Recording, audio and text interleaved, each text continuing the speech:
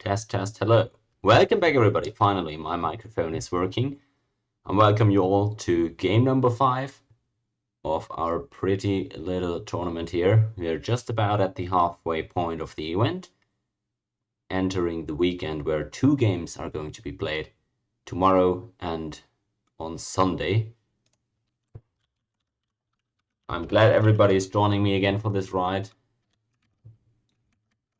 And I'm very much looking forward to seeing what today has in store for us. Just a quick information for you guys.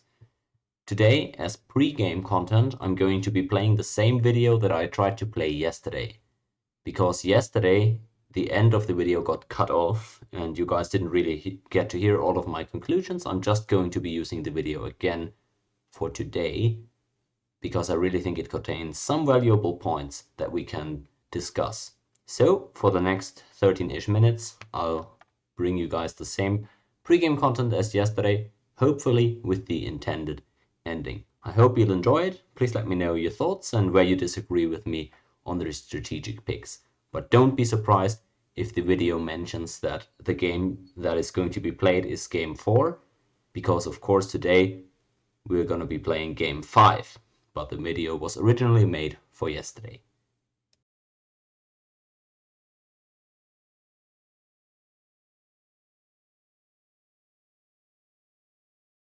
Today we're gonna take a look at the strategy throughout the first 3 games, see how this first round of maps has been played, and what we expect going forward, because we've just now finished a third of the tournament, meaning that we have seen each of the 3 map types played once. So let's draw some conclusions.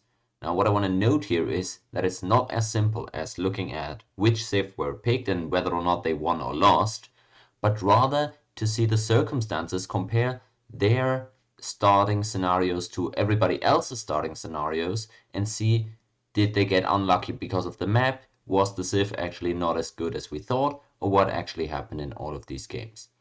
So let's jump right into the first game. This is the draft from game number 1. Of course you can see right here everybody had iron on this map. We had Team Antiquity with Zulu and Rome, who ended up winning this game and getting 2 kills. We had Team Cheeze with Incans and Persians, who ended up getting last place in this game. And we had Team Halu getting second place in this game with Aztecs and Sumeria. Zardos getting that very early kill onto Cheeze's Incans with an early Jaguar Warrior play, if you guys remember that game. So what are the takeaways from this game? I personally think there's very little. Noteworthy things: Rome got very big after they were fed gold by Zulu, and they were a great kill threat in the mid to late game. Zulu and Sumeria pretty much neutralized each other, and there was pretty much nothing going on there. Incans just died super early, so it's impossible to guess how great their impact could have been. And Persian, despite being all on their own in the corner, they were just alone after their teammate died, so also not a lot of takeaways there from Persia. The Aztecs found the early kill in this game, so you could say that their strategy has paid off. Otherwise, there's not really a lot of takeaways here. Let's then look at the draft from game number 2. You can see everybody started with horse on this map. And this time around we again had the Zulu first pick paired with the Hittites for Team Halu. They ended up getting second place in this one. Cheese team opted for Iroquois and Incans. They ended up winning this one, getting 2 kills in the process. And Antiquity's team had Egypt and Aztecs. The game didn't go at all as planned for them, and they got last place in this one. Well, noteworthy things here: the Zulu again weren't really able to do a whole lot, but they were able to hold for a very long time themselves. They actually survived until the end, which was very crucial in securing that second place for this game. Team Cheese had 2 aggressives, great land, at least one of them spawned on river even, so they ran away with the scoring lead pretty early on, and the 2 kills also do speak for themselves. Iroquois, when left alone, always great at MPT. Team Antiquity, they went for the early aggression civs and it didn't pay off at all. They didn't get serious kill threat onto anybody during any stage of the game, if I'm being honest, but it has to be also noted that Egypt had the worst start location on this entire map, so it is quite possibly some bias there in the data.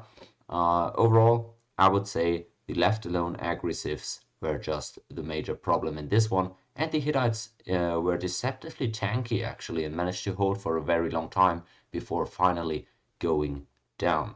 So maybe to recap on the Hittites, because we've only seen them once so far, I could expect to see them again going forward since they were quite effective at holding for a while, and with their 2-move unique unit, they might be able to pull off some late kills, which seems to be the meta of the tournament so far.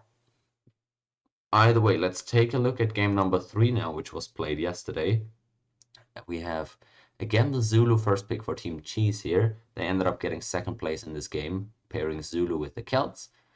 Halu's team had Rome and Babylon getting last place, and Team Antiquity with Maya Sumer first place in this one. Only one kill that was made by Antiquity's Sumerians via boating somebody, and yeah, that was the game yesterday. Everybody, of course, here with the mixed resources, so they had one player starting with horse and one starting with the iron. I don't think those resources were fully utilized in this one. As you can see, nobody really picking any premier horse civilizations here, which I think might have been a mistake. So the takeaways from this game for me was that Team Halu opted for the heavily defensive score pumping approach, but got last in score with that. I don't think they opted for the greatest strategy simply because both enemies had an agricultural civilization which does so much to to pretty much negate that scoring that you're trying to play for there. It has to be said as well though that Halu got quite unlucky with the kill that he in the end tried to go for. So I don't think that strategy was bad outright. And they also again got the worst possible map in this one. I don't think they had a bad strategy per se, and I think it could have gone much better for them. So we have to be on the lookout for similar strategies going forward.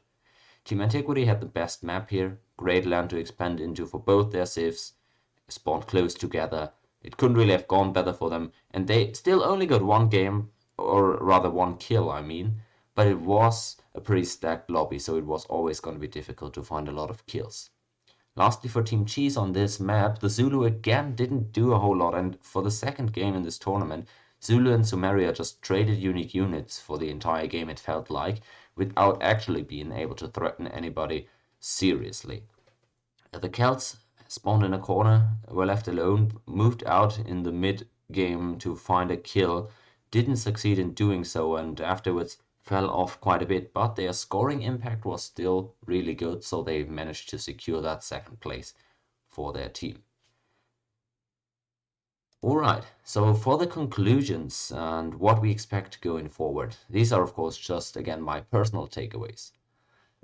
So far, early aggression has not been rewarded. The Aztecs found that kill onto Cheeze in game number 1, but I consider that to be a bit of an aberration. And even still, if you don't get a size 1 kill, or you happen to be in a unique situation where it's plausible that you're gonna hold on to the city you captured, early aggression really isn't the greatest thing to do in this tournament. Sure, you shut down one of the enemy teams with that early kill, and they are most likely not gonna come back to win that game. But there's still a whole nother enemy team that remains unbothered by that, and in fact now has an easier time killing you. So the early kills are probably not going to be happening a whole lot more in this tourney.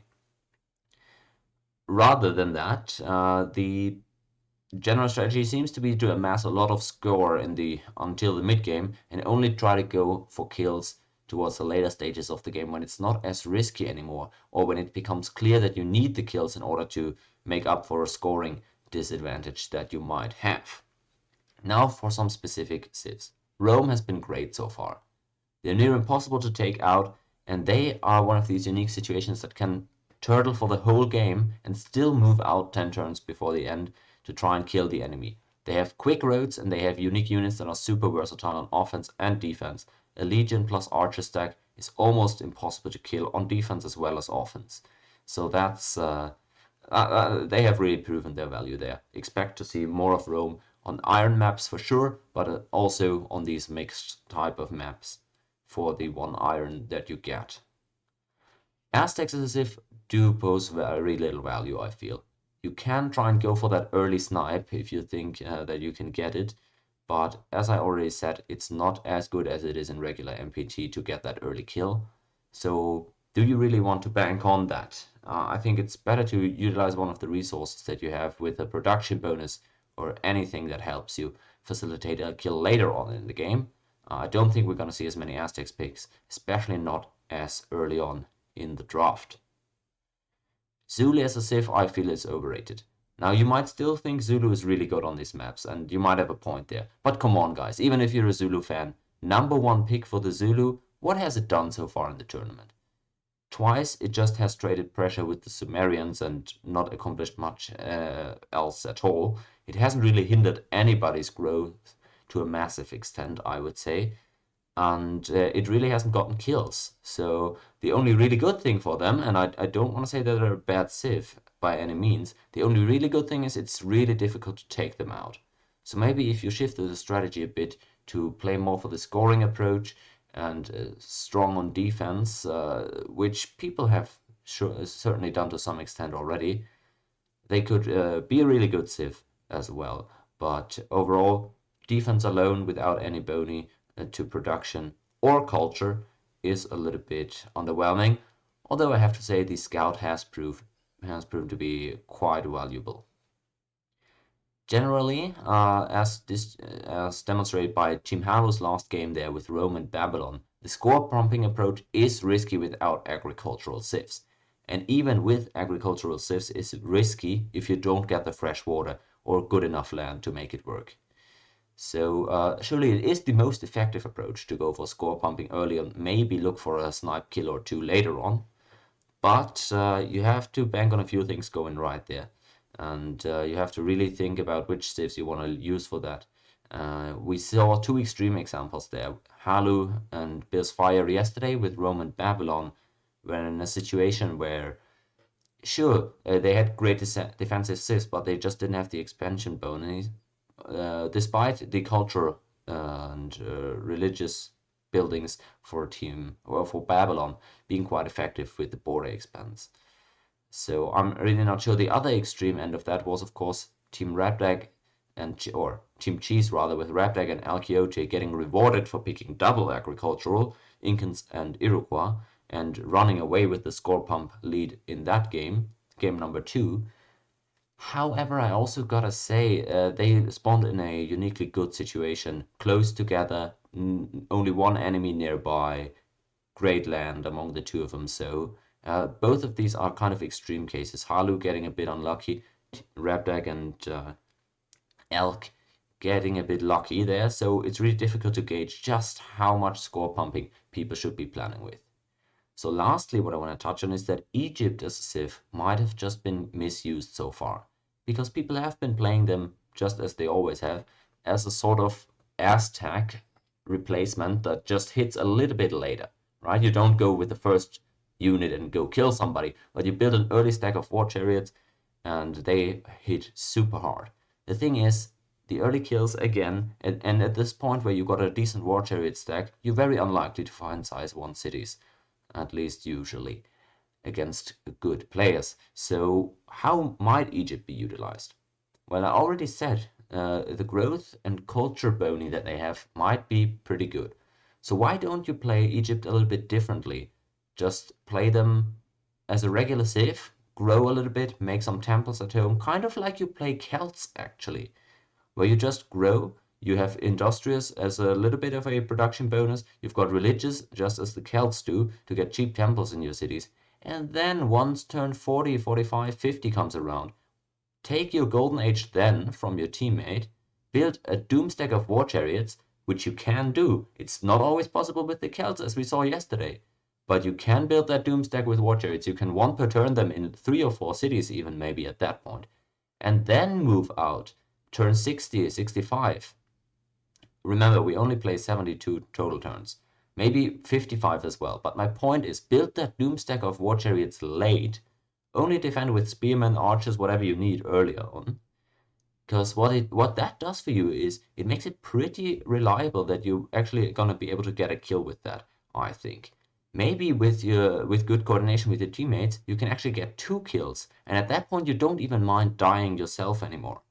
Because if you get 2 kills on one enemy team, you guarantee yourself second place in terms of score. And with those 2 kills, you guarantee yourself 2 bonus points, meaning you're already getting 5 points for that game at least. Now, of course, that's all just theory, but what I mean to say is that you could very much play Egypt a little bit different as a Celt replacement that doesn't get as much score because they're not agricultural, obviously, but still has higher kill pressure later on, I would argue, because it's easier to get that stack that's just gonna roll over someone. You could even get 2 potent stacks and fork somebody, so it really is endless possibilities there. I think people should experience a little bit more with Egypt before tossing it away. Lastly, what I want to say is that coordination really is key. You need to get vision together. You need to also make sure you're not getting boated. But in high level of play lobbies, you need to work together to get some of these kills. So it might make sense to pick a civilization that is just there as a supplementary force, similar to some of the Zulu play that we've seen so far. Or maybe Rome, where you turtle the entire game and then just send 10 legions and archers to help your teammate kill somebody, where your teammate is the one that builds the big offensive stack, and your teammate, in case of Egypt maybe, tries to go for the kills, doesn't mind dying, but you as Rome are sitting safe at home and are just supporting with a bunch of units that are difficult to clear out. So the strategies, I think, can really be a whole lot deeper than they already have been. And I just want to point out that the meta is not at all settled so far, and things really could go very differently going forward. Welcome back to the 843 MPT tournament coverage. It's Hadrada here.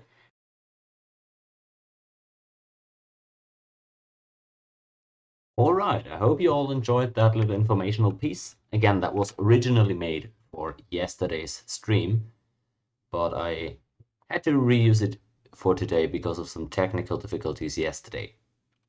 Anyways, this game is about to get going within, I'd say, the next 5 to 10 minutes. I'll play some pre-game content as usual with the draft, with the break music, and I'll see you guys once the game commences.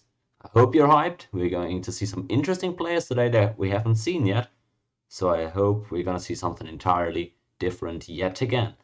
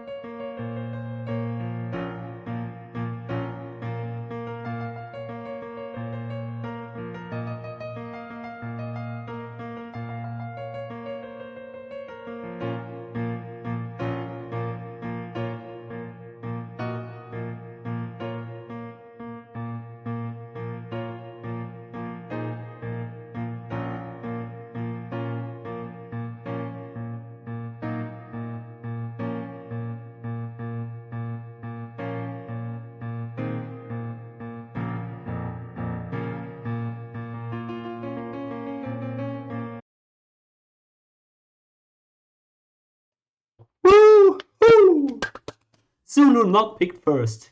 Ooh.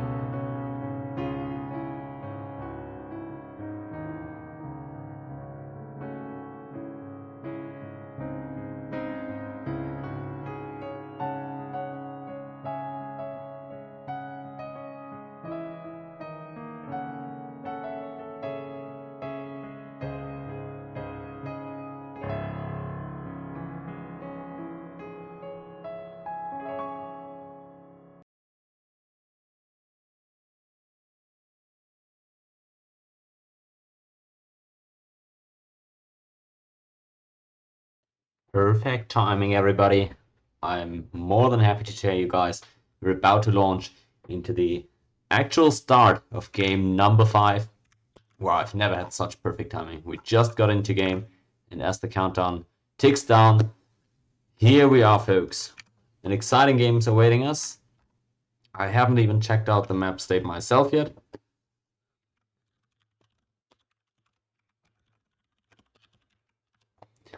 And since we have 2 new players, I might have to play a more active role in explaining and moderating in chat if necessary.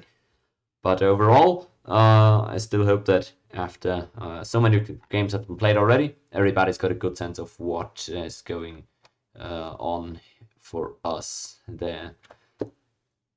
All right, it looks like everybody's good to go though. No more questions, it seems. And we are here, as you can already see from the player reveal, 2 debutants here, 2 new players who haven't played in this particular tournament just yet. Sdn and Sid Meier, whoever it is, in the 6th and 7th slot right here. Haven't played any games in this tourney yet, so maybe the experience difference could play a role here, because again, Kismic keeping his streak up, playing every game in this tournament so far. Unlike Byzantine Fire, who now for the first time will sadly not be participating. Team Halu with a way different lineup this time around. Sdn-Stiltoken, so we'll see how that goes for them. Stilt with a respectable pseudo performance in his first game, this time around on the Hittites, which I very much enjoy seeing. And Sooty, as here, the Incans right here, in the spot which I deem to be the worst starting location for everybody. Him being agricultural makes it quite acceptable though, so he should be okay with what he's got there. At least I would be in his situation. Okay, now you can see again the teams are in my name in the top right corner, or just at the top of your screen as well. You can read who's actually in which team. Very interesting early spawn here between the Hittites and the Incans. That's exciting, isn't it? They're on 2 different teams and both of them expansionist civs. And this is huge. Hittites already having spotted the Incans, but Sooty, I don't think, has gotten vision of the Hittites yet. Not even seen their scout as he approached. So that is really nice luck there for Stilt. Maybe he can conceal himself from the Incans, but you can of course never be sure if they actually did spot your border if you don't see where their scout is actually moving. So I'll be looking forward to seeing how this plays out. This early scouting especially could be very valuable here, and we could see some nice early action as Sooty gets that hut. I wonder what he got there. Of course, no settlers are able to be popped since we've got all of these nice guys fortified on the islands. But if he's got very, very good eyes, he might be able to spot this Hittite border in the south, but it's really difficult to do, at least from my experience. And with such a dark color as the Hittites have down here, it might be not all that easy to actually see that at the bottom of your screen. So I'm not sure if Sooty will actually spot that. We'll see, I guess, where he sends that first Chasqui scout. If he sends it north, that means he didn't see that. But if he sends it east or south, I'm pretty much gonna assume that he's actually seen the Hittite player there. He's making that Chasqui immediately, and let's see where he moves towards with that unit. Very interesting. We've got all the expansionist civilizations here in the west and 3 non-expansionists in the east. Not that that matters a whole lot, but lots of early scouting coming out from that side, especially Sdn and Stiltoken, who are on 1 team. Both of them expansionists. They're going to have a great sense of what is where on this map. So either way, let's transition before the early aggression comes in from the Incans. Let's transition if there's how the team distribution went. And the Chasqui goes the opposite direction, so I don't think he actually noticed the Hittite border down south there. He's probably going to notice it once the border expands, and it'll be way more visible, but there's great luck early for the Hittites, and they're probably also going to see that Chasqui moving out the opposite direction, so that's going to give them a great sense of security. Now, I assume early worker for the Incans, so Suede is probably gonna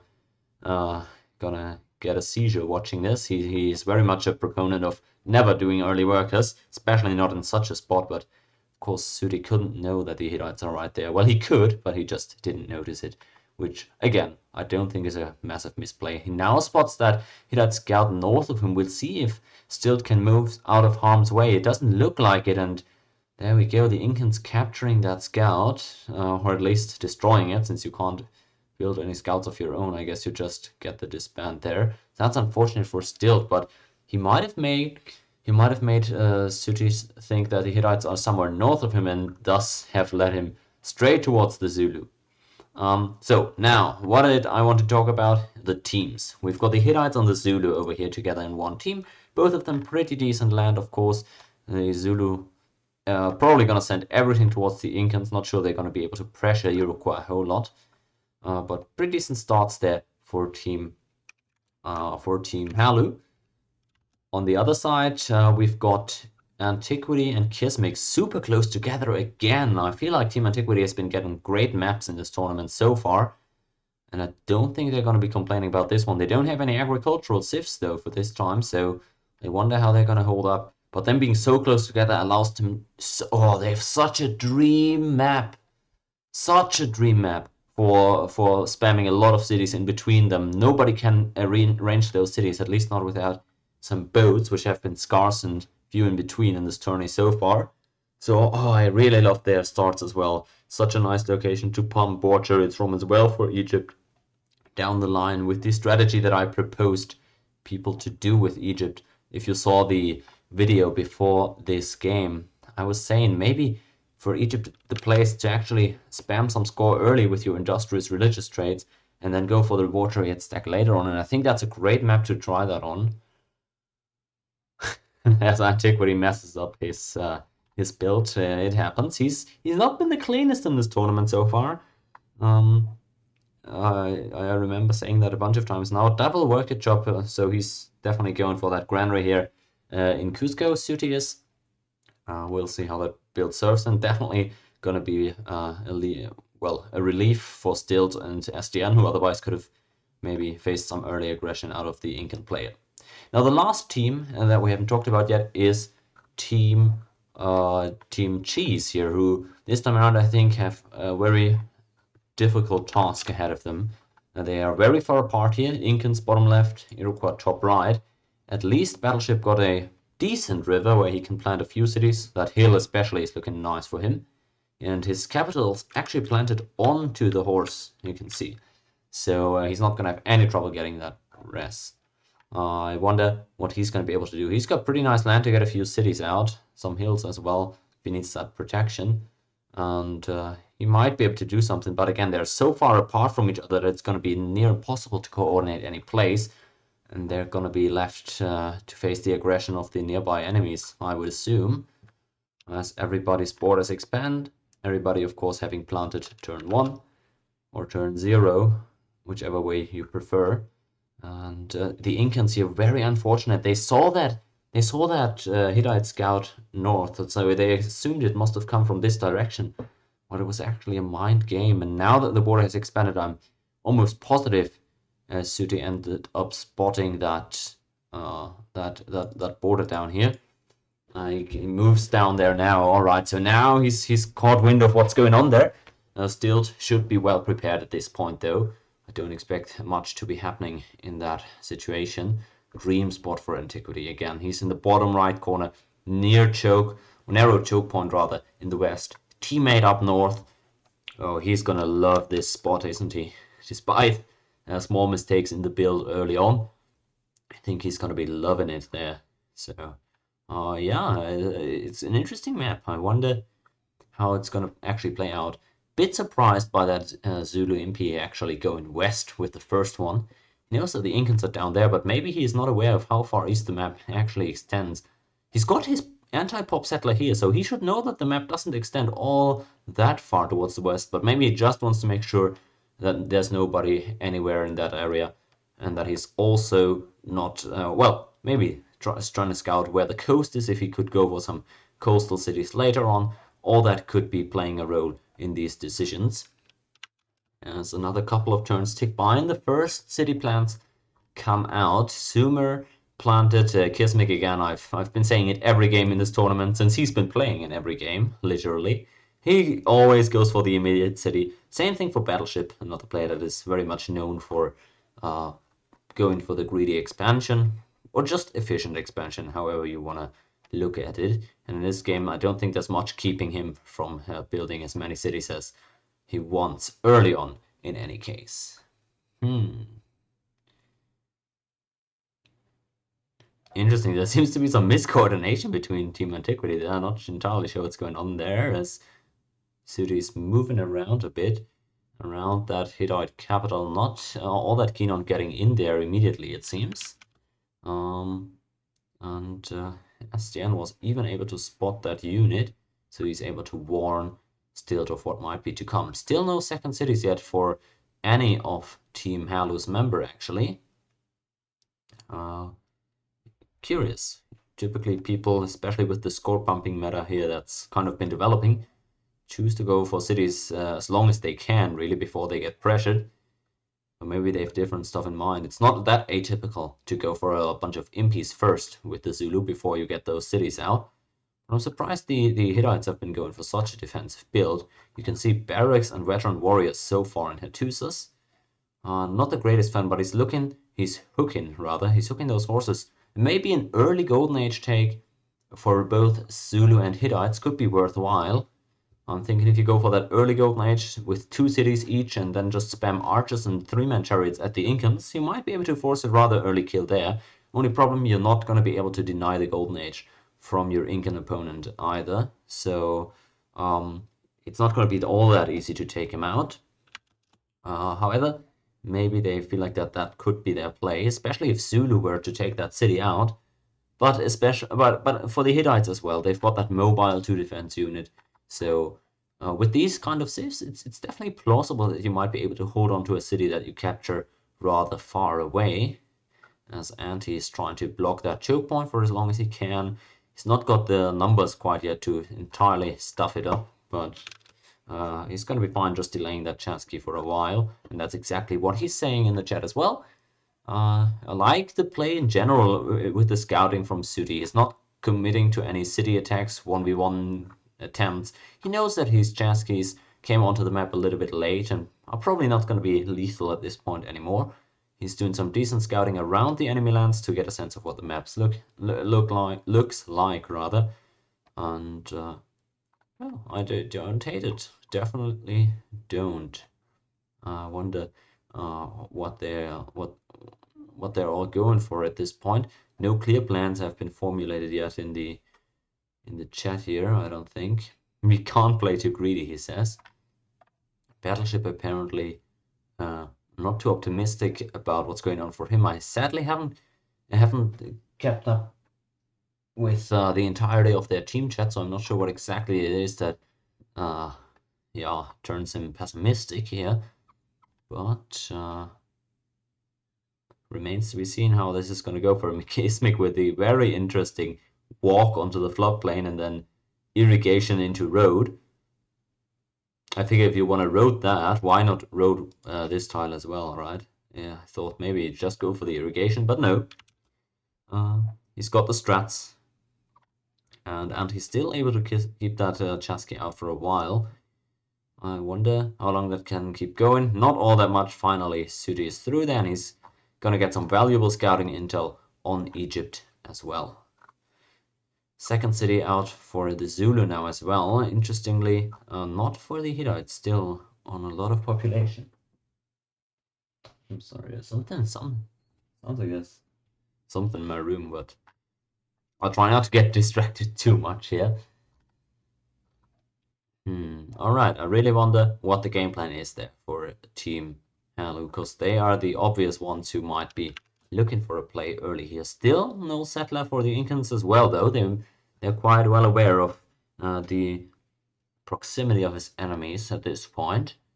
So remains to be seen how greedy he feels he can play. In moves Sdn with his Impy. It's going to be trouble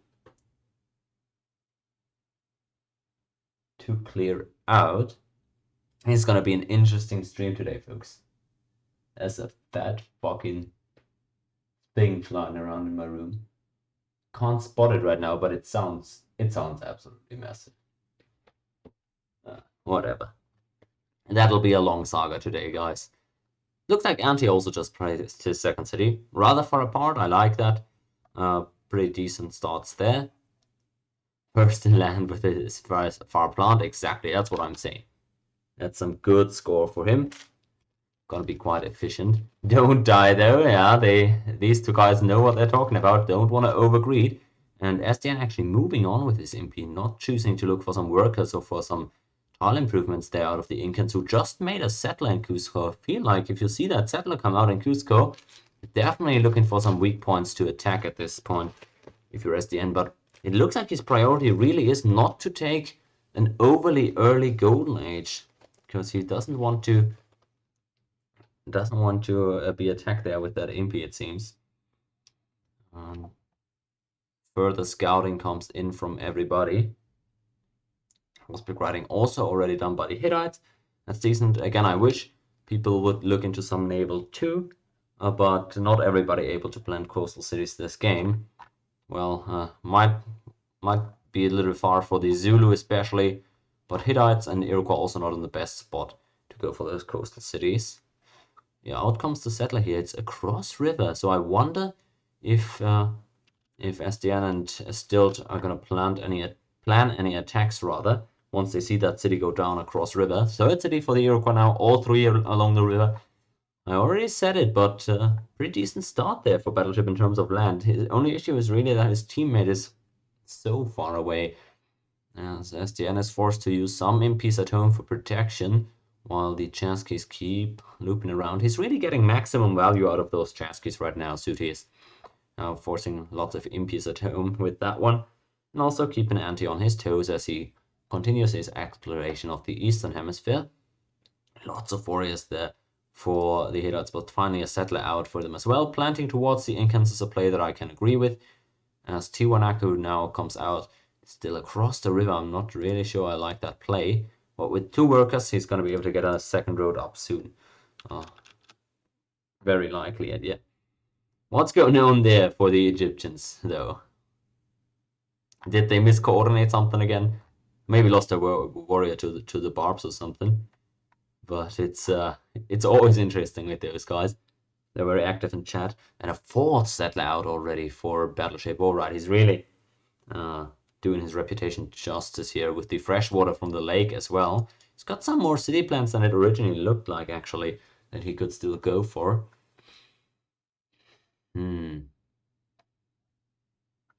He blocks, he says. Interesting. So it's not all that blocked up, actually. Iroquois rebuilding somewhere. Need you on him. Interesting. It looks like they haven't even scouted north yet. And wow, what happened this turn in the east?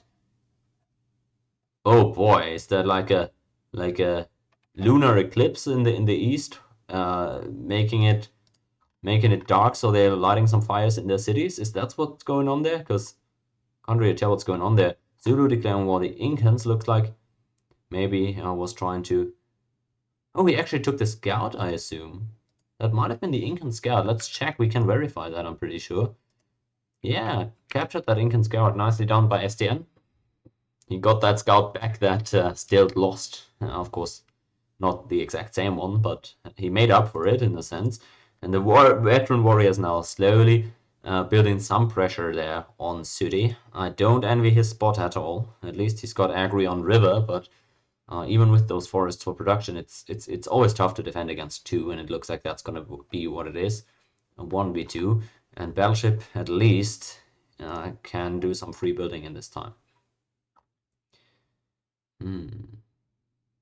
I can't wait. Yeah, of course he's been spotted already, but doesn't necessarily have to show his unique units yet that he's been building. It looks like Sooty is potentially thinking about trying something on Egypt here, but it's not possible to reach that backline city directly for the time being anyways. No boats there or anything. And looks like Kismic actually planting that city here. Not going for the far plant. I wonder why, because that is a floodplain. Why would you plant on that? That is surprising to me. but maybe there's a reason for that decision. As the first 3-man chariot seems to be coming in soon, and a third city is going to be planted for Sooty. He's really starting to get a little bit frisky there. More cities than I would have planted in that situation, maybe. But he's keeping them close together, which I like. In comes the 3-man. Is he actually going to go for the attack? I don't think he would do that. But the reinforce comes in preemptively there for the Incans. Don't want to risk dying this early. A move onto the hill would be ideal there for the Hittites. Gives a lot of vision and intel about what Sooty's got going on at home.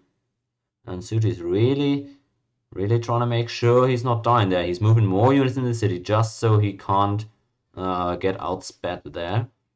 I like that he's being safe, but with all that movement here, I feel like Stilt's gonna get a good idea of how vulnerable Sooty might potentially be. He's walking his set out of harm's way, but dear goodness, please don't plant it down there. Can't imagine that happening. Still, good analysis on that cap being empty, so Sdn, now smelling the blood in the water, immediately turns for him and sends some impies down too. The attack comes through. That is questionable to me. Why would you hit Tiwanaku now? It's not on a hill, but why now and not before? It looks like he took the Golden Age though, so that's pretty nice for the Hittites if you want to go for early aggression. Golden Age taken, 2 cities, that's decent enough. Build some archers, and I think that kill could come through pretty soon actually. Again, pretty unfortunate spot there, Sooty with his teammate far away in the worst starting location in the game. But he's taken out some warriors from the Hittites, so it's not all bad. Golden Age for the Sumerians as well, it looks like. And yeah, I don't agree with that choice on that turn when you already saw him moving in some units. So, you know, could have potentially been played better, but he's letting him know he's turning up the pressure, and he's gotten a Golden Age for himself, so it might be considered worth overall. Zulu now pretty free at home, and that's 4 veteran impies coming down. I smell trouble for Sooty here, I really do. He's got to make sure to hold on to the roads that he's got there. Losing those would be absolutely terrible at this point. I said to wait. Yeah, still thinking he needs to use that immediate pressure because he had been spotted, but might have been wiser to coordinate.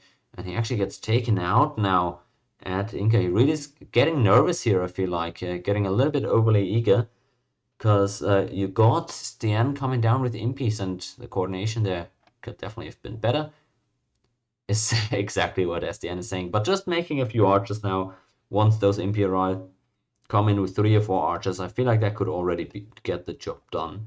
So it's definitely not over yet for them, as Kismic's moving in further and further towards Battleship, who's already making those chariots.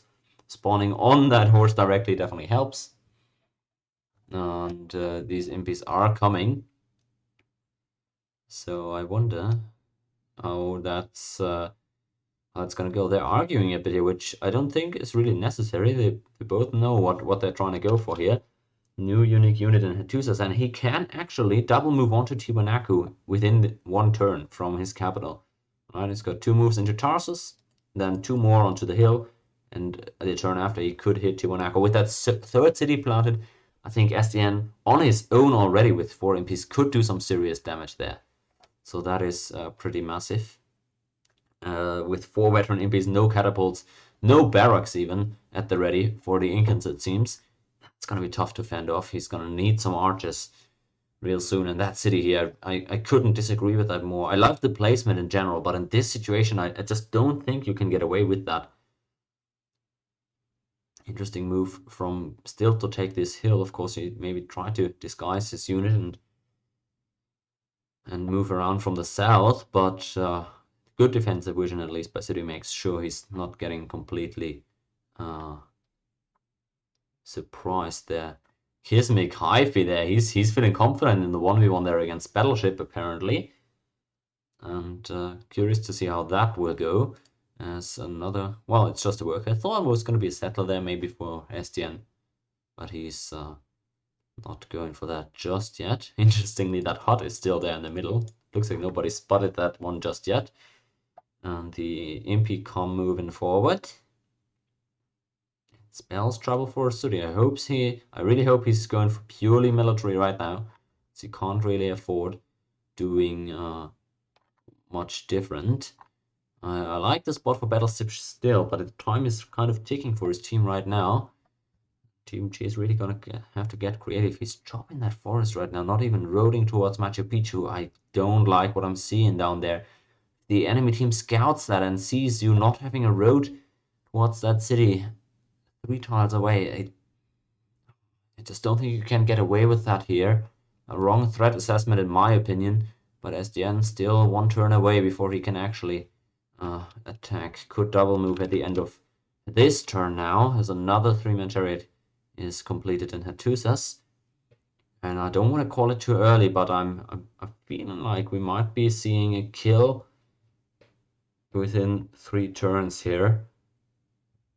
At least Sooty's not spamming those warriors. He knows. He might have overexpanded a bit. But with the initial trade that he got into the Hittites, that looked pretty worthwhile. Maybe he's just bought himself enough space to survive that one. Another fire-lit Insumer. Guys, what are you doing over there in the east? There's not a lot going on.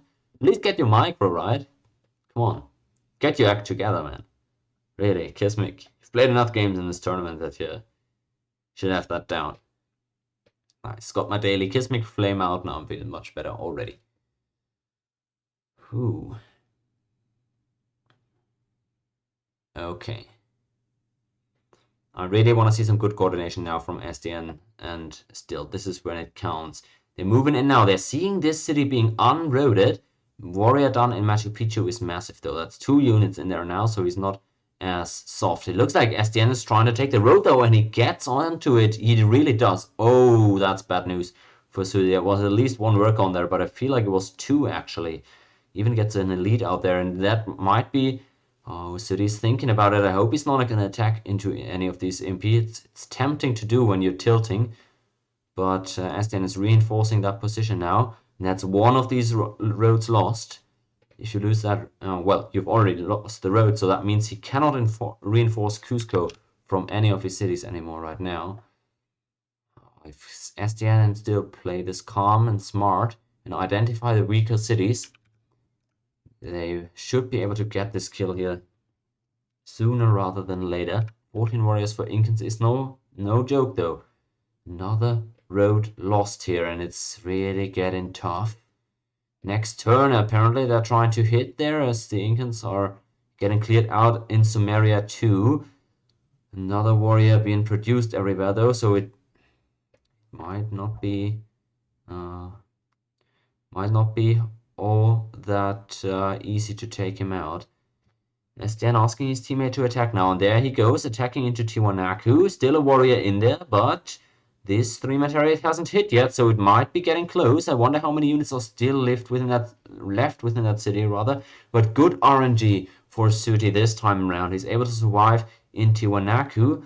That worker now being left open, though. I wonder if they're gonna go for more attacks. Sdn's woken up those impies. He might be going for Cusco or Tiwanaku. We cannot tell at this moment.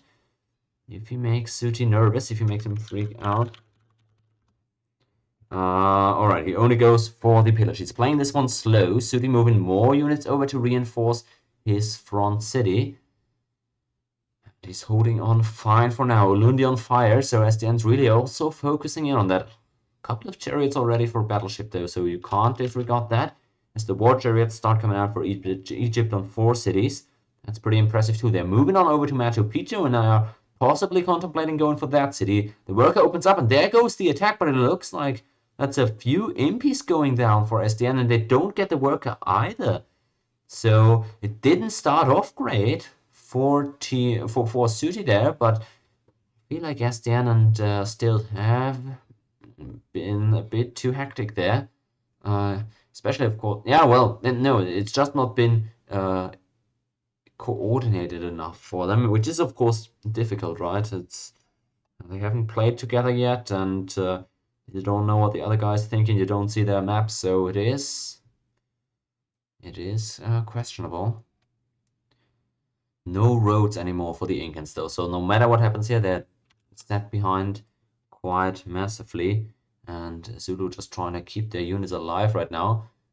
Would be good to keep as many impies alive as you can if you really want to take him out anytime soon, as fires are now starting to spread across the map, and the imps are gonna start getting taken. Even the worker taken back there for the Incans. Nicely done on that one. That's high value for him, and the imp are moving out now though. Still warrior trades, you're gonna take that any day of the week if you're the Hittites. And despite that tile probably being about to be taken back by the Incans, at least you're making them waste more units, delaying tile yields. And on the off chance that you're actually able to hold on to that tile for the turn, you might be able to get that pillage off too. Would be another big setback for Sooty, as Antiquity really enjoying that rebuilding spot that he's in. Fourth city, fourth settler out now. It already pains me to think about what he might be able to do with these guys.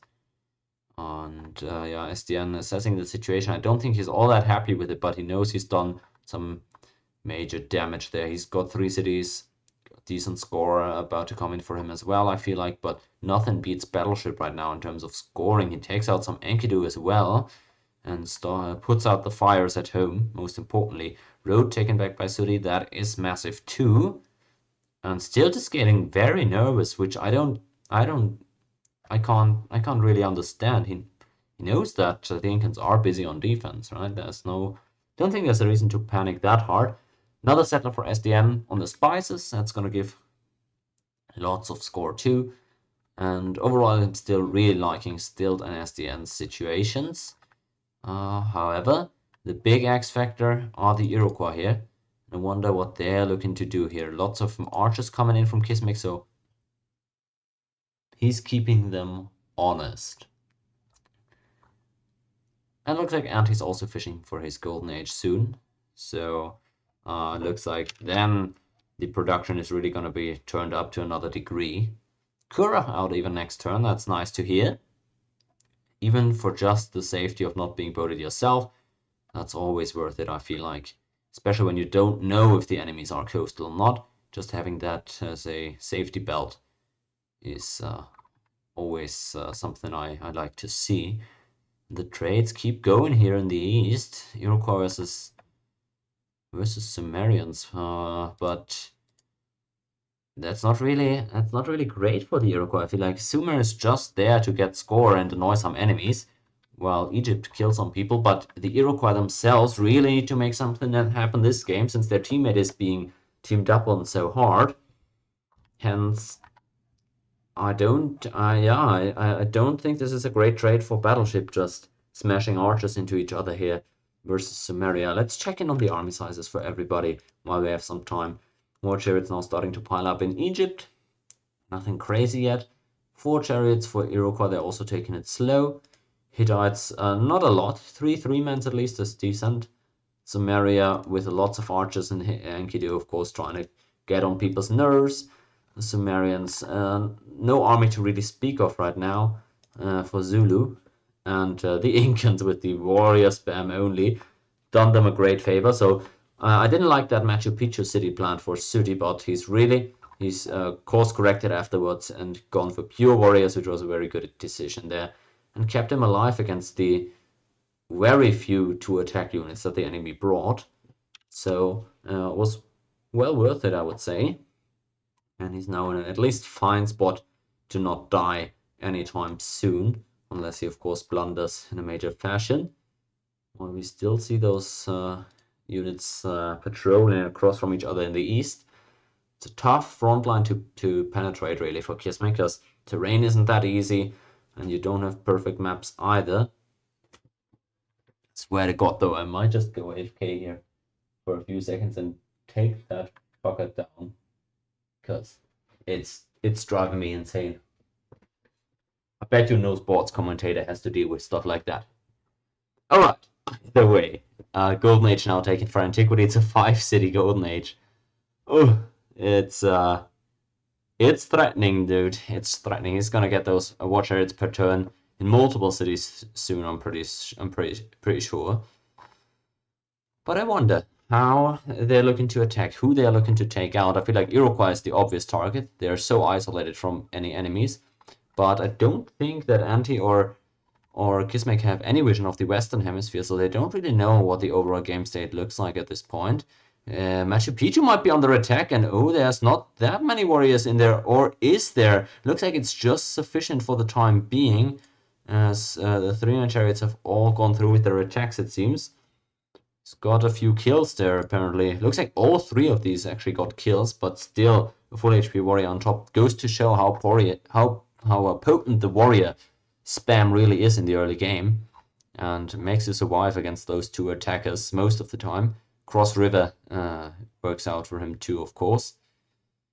The road is probably the better play there, Sdn is right, but even if you take the roads, it doesn't do you a lot of good unless you come in with a big archer stack to try and punish them, right? You take the road, but then you need a stack to really hit with, and they don't really have that currently. Sdn also pretty far away in case he were to make that. And those golden ages aren't gonna last forever for Team Halu. They better think about what their game plan is here, because they're about to fall off here, and they're not that big in score here. The Hittites, the smallest player, less score even than the Incans, who have been under so much pressure, so they're gonna have to get creative and find some other angles in this one. I really wonder what their play is gonna be in the end there, as the roads are now under attack, but Incans have some units to reinforce, don't get it off in time. It's gonna be a nuisance having some 3-man chariots on there, although it's just 1 for now, so they might just be able to take it out. Not sure the Incans actually had the GA yet. I don't remember Chasqui scout fighting, and if this is just the first time he wins with that Chasqui,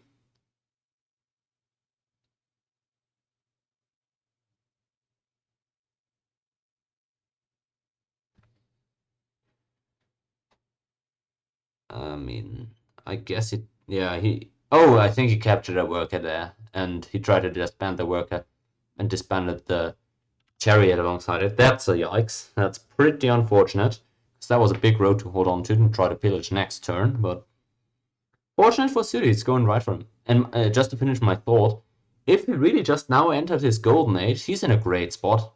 I can't lie. He might have gotten it earlier sometime, and I might just misremember, but feels like this is just his GA now, and 3-city GA with this type of land, lots of plains as well. Not too shabby. Not too shabby. You might be able to transition into lots of archers now, and that'll develop some kill threat over time. Although, speaking of kill threat, Battleship, pretty thin at home. Better make sure not to get your defense pierced through at Grand River. Gotta hold that forest especially. It looks like that would be a costly time to lose out on. The archer stack to retaliate with is ready though. Now don't make any mismoves. The river there's also kind of hindering his own movement here, so I wonder how he's looking to play that one. Kismic's going for the forest now, as finally a 3rd city comes out for the Hittites too, and he did get onto the forest. Some Enkidu to boot would do him a favor there, I think. Would be big to get some of those defenders on that tile as well. Either way, it's a big victory for him, strategically speaking. And the longer he can keep down the Iroquois, the better. He's now gotten the upgrade through, Battleship has, but as you can see, there's still a chariot here, so looks like he doesn't have that much gold to really spend on here. 6 mounted warriors is pretty good though, and there's 2 options now. You could just defend with all of your archers and send these mounted warriors out on a secret mission to try and fish for a kill somewhere, especially if you know that the Zulu just planted a size 1 city in their backline. That's probably what I would do, always trying to go for those sneaky kills. Sdn, no stranger to those himself though, might be privy to what's going on there. And the inland lake, I don't think that's too worrisome, but the issue there for Team Antiquity is they don't have any scouting in the west. That's why they have to respect the inland ocean, because boating could come in from there for all they know. So maybe Kismic plant a coastal city on there, just get a Kura out and scout the border. Would be the cheapest and quickest way to actually get vision of that western shoreline of that inland lake. Otherwise, you'd have to send around a warrior. Sorry for keeping little attention, by the way, on the Iroquois land. I should have really followed whatever that combat was right there. It looks like Golden Age now taken by Battleship. He's gonna like that. 4 city GA. gonna still be able to produce those mounted warriors, because that horse is never gonna be unhooked until he dies. So it's not a bad spot for him to be in, for sure. But still, you don't want to deal with all these Sumerians on your front door. It's just not, you're just not interested at this point, and no matter how good the deal is, they want to sell you. These guys are just not the type of people you want to have on your porch. That's all I'm saying. Meanwhile, things have completely stabilized there in the south, and would be a real MVP type performance if Sooty was able to hold on here and actually go for a counter kill at some point. Because even if he trades his life 1-for-1, pressure wise and map state type speaking, it will still be well worth it. Especially if Battleship's able to take out Sdn at some point, you're guaranteeing yourself that second place in score if you're able to do that, and I think that's all they can really ask for at this point. Kismic has been taking some tiles though, and that hurts in the golden age if you lose out on these plains, on those bonus grasslands that aren't mined. Those are some great tiles to work if you're in golden age, like Battleship, who just entered his. And gotta be careful not to lose these roads here, and really you're completely starting to lose out on defense here. And of course, that is kind of to be expected when your enemy invests that heavily into archers. But it's not ideal, definitely. 15 war chariots now. It's 10 more since the last time we checked for Egypt. Iroquois with the 7 mounted warriors. Of course, they're building up a pretty notable force of their own, but it's not as though he's just going to be able to roll over the Sumerians with that. And even the road coming up for Egypt, I feel like they might look for a strategical kill trade down the line, which would be quite smart. I just don't think anybody's going to attempt to even take out the Sumerians here. So maybe roading up towards the west would be more productive in that scenario.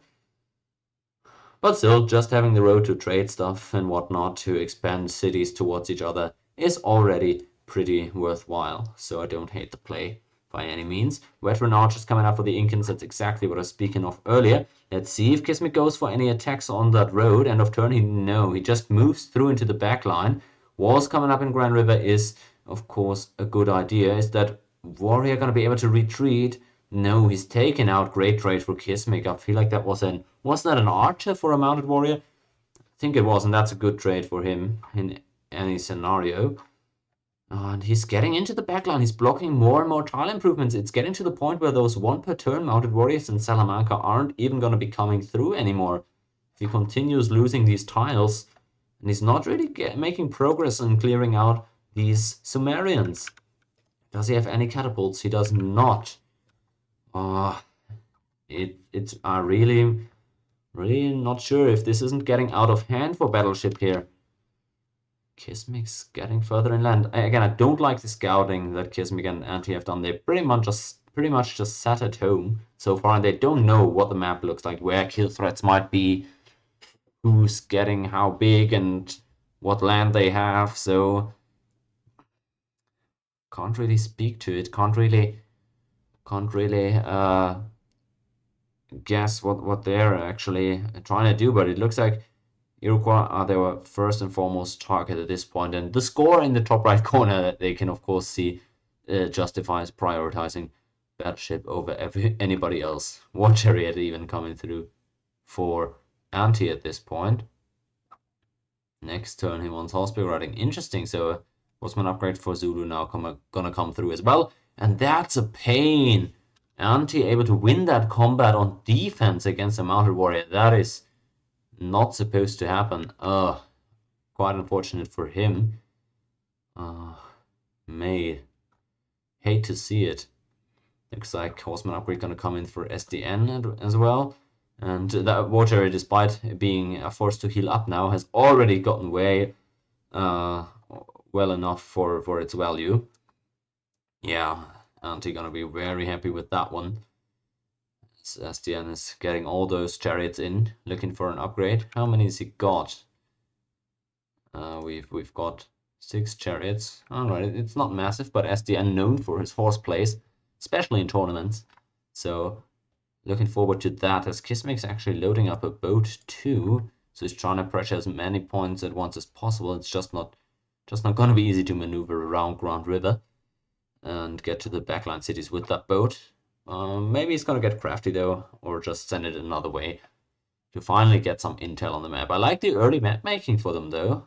Always a boat enthusiast myself, so I like to see it. And please start scouting. All right, so they've done some scouting with that. With Akura, for example, they're beginning to explore the map. It's just kind of stuck right now, so because you can only move 2 tiles with that Kura unless you're seafaring. So not gonna get over to the other hemisphere. It's pretty sad. Oh yeah, I can understand. I can definitely understand Anti's struggling right now. He's taking a worker rather, but I can understand he doesn't want to take out a city with that 1 HP unit because he's just afraid of getting trade killed. Empty city in Niagara Falls. Kismic goes for the hit. Now Anti moves in. He's taking another worker, and that's great value out of that war chariot. Battleship's starting to slowly fall apart at home. 2 workers killed by Antiquity. With that 1 war chariot as well as the mounted warrior, it feels like the trades are just way too horrible for the Iroquois at this point. They're not really able to get free themselves from the pressure. They've taken out 1 archer stack from Kismic, but there's still lots of them in his land. Alright, looks like their game plan is clear now. They want to focus on Battleship before moving on to anything else. And another thing I spotted is this Incan stack moving out. That's 6 archers and a warrior. Not the biggest fan of that. That looks very much like what Stiltoken did to him. It's just moving in way too early with your stack before you have kill pressure. I understand him. Maybe he's running into unit support trouble. Yeah, I guess that is a justification. But you just tank the disbands at that point, I think. Because I guess he's thinking he can't play into another city, so needs to get rid of some units or something.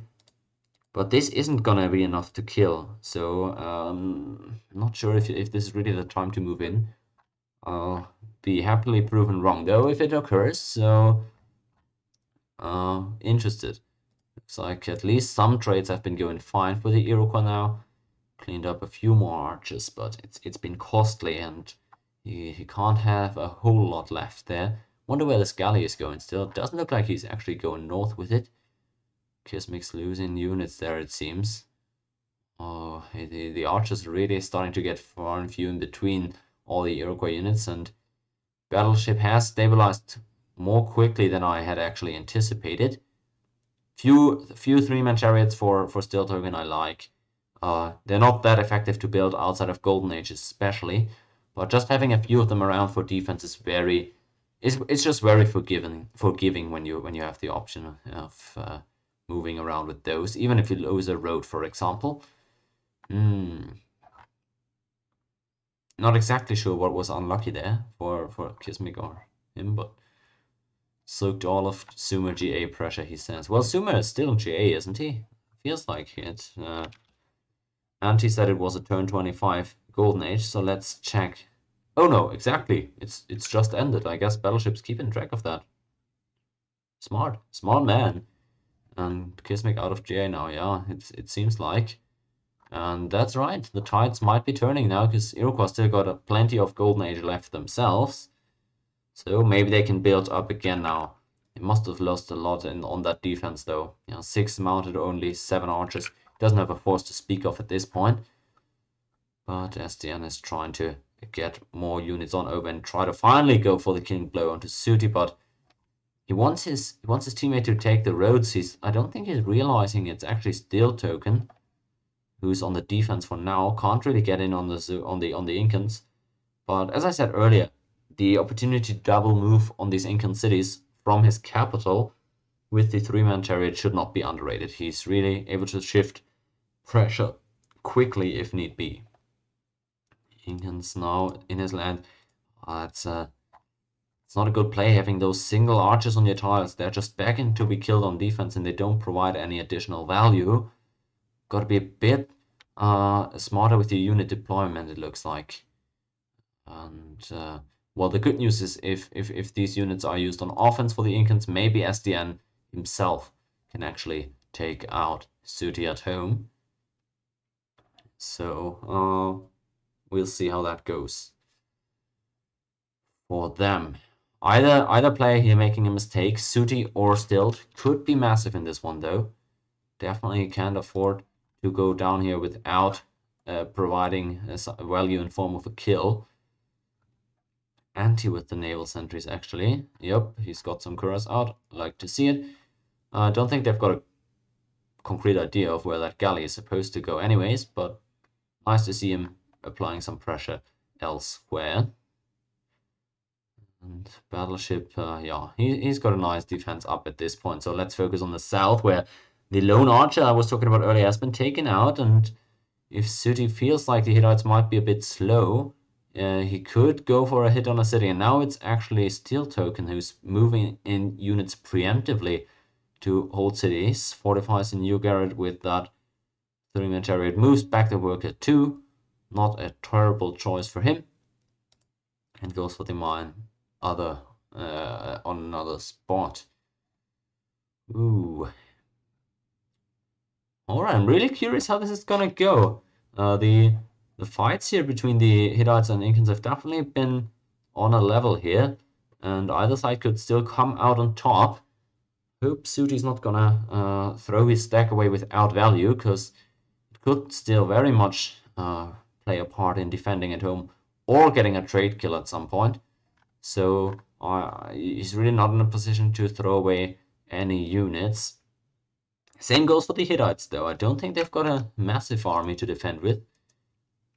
Yeah, look at this. If they're stretched apart far enough, they might also be a danger. It's a decent amount of archers for the Incans still. You definitely can't attack into that with what you've got right now if you're Stilt. Might have to just tank it, though, if you actually want to transition to offense and do what Sdn said and try to get on those roads. Sooty now splitting his units a bit, trying to take out more roads, more tiles. I wonder if he's going to go for the one with the mine here as well. That puts Tarsus and Hattusis in a weird spot. As Anti... Oh no. Oh no. Not end of turn. We good. Alright, that's a relief. Hattusis still gearing up. So again, I don't see this being a realistic kill for Sooty. But how much is still gonna lose on this pressure play? On the other side, these war chariots are coming in for anti too. It's decent stack. Could be defended by Battleship. He's got decent size at home, but needs to make sure to hold on to his roads. He's got only one road connecting most of his cities anyways. So if he's not going to build more of them, he definitely needs to guard them well, especially once he sees those war chariots coming in, which he might spot soon with those units he's got out on the mountains and the mounted warrior as well. Sdn almost there though, almost there on the Incans. So that could be interesting pretty soon as Sooty moves further forward, taking out more tiles from the Hittites, and Stilt's just kind of letting it happen to him right now. I wonder if he's just trying to bait, buy time, or if he's genuinely a bit overwhelmed right now and not comfortable using any of his units on his tiles. If he distributes them wisely, he should be able to guard everything, but well, now it's too late. He shouldn't have given up that road, though, I think. Pretty sure. He should have had enough units for that one. And he keeps on moving forward. Wants to take out Battleship, as he had announced before. Mathematics even, no. I think Stilt's definitely misjudging the threat level right now.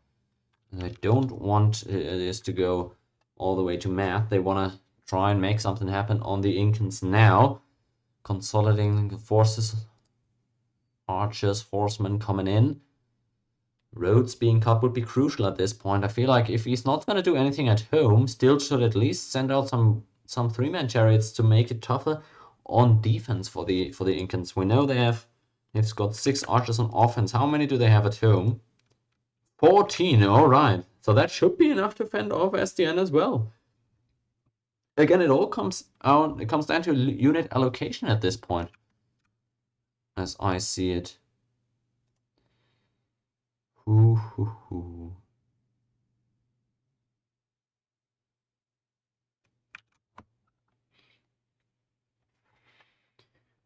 Alright, it really feels like it's about to go down, but I don't see anybody dying here, honestly. Hittites shouldn't die to this. The Incans shouldn't die to this either. And Battleship, if he's doing a good job, shouldn't die here in the north as well. I don't know what actually happened to his mounted warrior, if he ended up spotting the Egyptians. I feel like he did, but can't really be sure. He's sending out another settler now, but his backline hasn't been scouted yet, so no boating danger there for now. Kismic actually now pivoting north with that galley. He's just been zooming around a bit in the area, kind of lost, looks like. I can't believe they've shown so little interest in the Western Hemisphere, both of them, Kismic and Anti. In come the horses though for Sdn. He can range Tiwanaku or Cusco, but without the roads being cut, I don't think this is a wise attack to go for at this point. I think he's gonna just take this hill or this forest. Yeah, the forest is better. And in he moves with the archers. I think he's looking to play this one slow. And trade starting for Stilt now. At least he's getting something. But again, he's given up too much here for my liking. He's not helping on offense and he's given up a lot on defense without trading. So not agreeing with his play over the last 10 turns personally. Another city for Sdn. He's decently far apart everywhere. He's definitely playing Zulu like they are Zulu. So I don't hate it. And Anti and Kismic scheming for their attack now.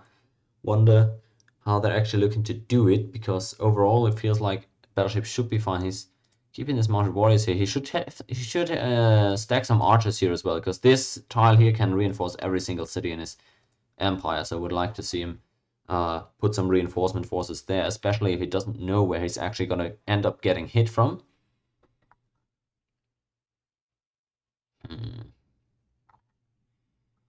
Alright, so Sdn at this point gotta feel like he's on his own there on offense. Yeah, Stilt has been telling him for quite a while that he's in some trouble at home. Like the canal city there from Anti. He's not going for the Omega Canal here, which he might do down the line. Of course, that's just wishful thinking. For me, he's way too cool for that. But as the Watchers come in, he has been spotted by Battleship, so he knows what's going on now, if not before. And we missed that one, though. Sdn getting a lot of his horses taken out. He's now attacking into Cusco with his archers too. I don't think this is going to work out well for him, but the units start going low there in his capital. 2 HP showing. Is Sdn going to do it? I don't think he's got quite enough to finish him off. 2 HP archer showing. Ah, that's terrible news for Team Halu. Is Sdn starting to get cleaned up? Oh, you hate to see it. Was close and it should have been maybe in Cusco, but we of course don't know how many low HPs are in there. And Sdn and still they didn't manage to really work together here all that well. It might cost them dearly. At least they've got a major score there from Zulu, but it's no comparison to Battleship, who's still way up in score. Of course, still things can still change, but the Incans also having way more score than the Hittites makes this a very awkward situation for Team Sdn or for Team Halu. They can't know it, but Zulu and Egyptians are on the long run gonna outscore them by a large margin too, so not sure how that's gonna go. Horses now gone for the Hittites too. Oh, it's a disaster for them. They've lost so much on this attack. And Sooty with very little has been able to accomplish very much, much to the credit of his opponents, I have to say. But I don't want to take anything away from him either. He's been doing fine. And Team Cheeze with not the highest ranked players here in this one. They're definitely the massive underdogs. I think they've got their third or fourth pick and their sixth pick or something. So definitely not the highest tier players in terms of the player draft. Them finishing highly here would be absolutely massive. And I can't believe this, but it's just all gone wrong for Team Halu here. I really commented how I liked their spot early on. Rather close together, early intel on the Incans not being spotted. It just hasn't quite been on point enough for them. And Anti, he's confident he's gonna get that kill.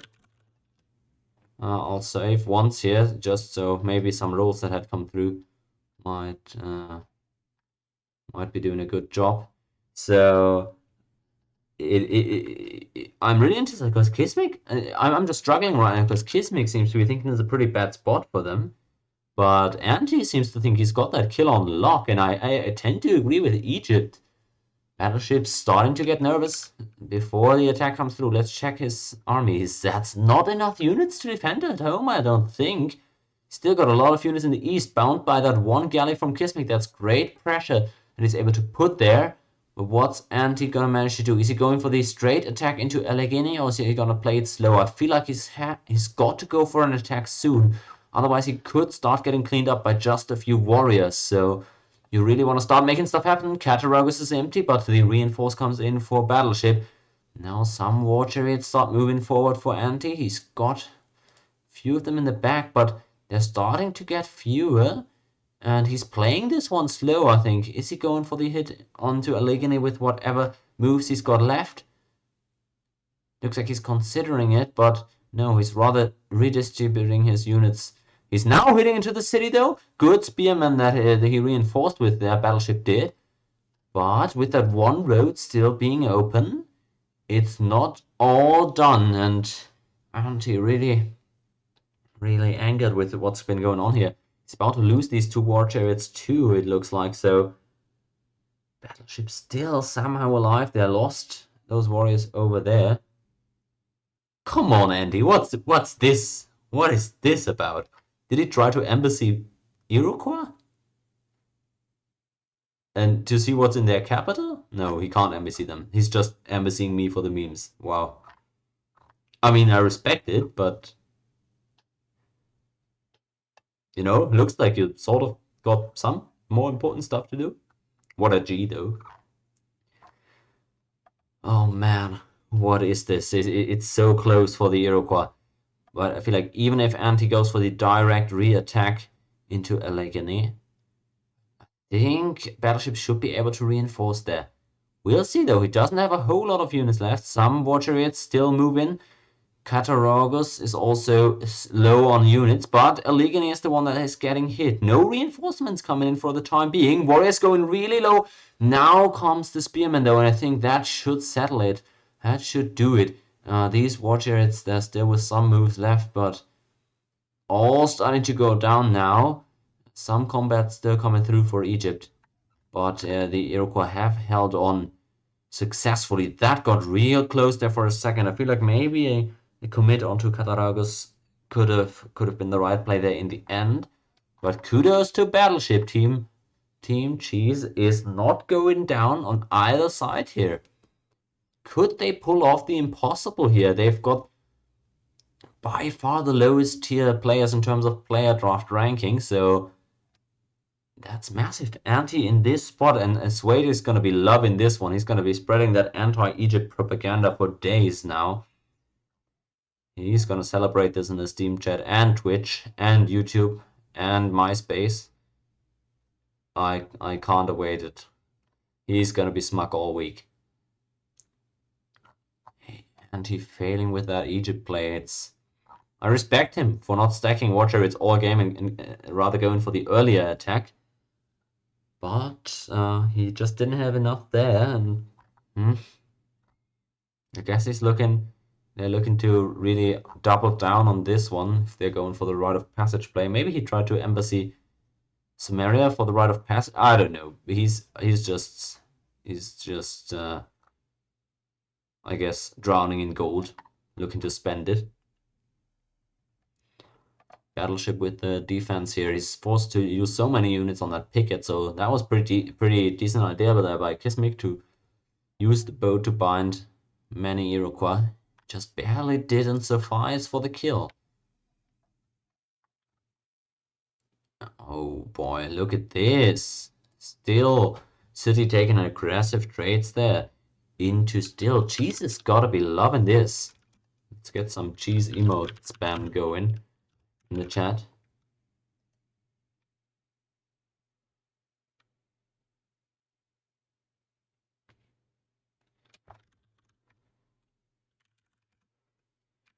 Oh boy.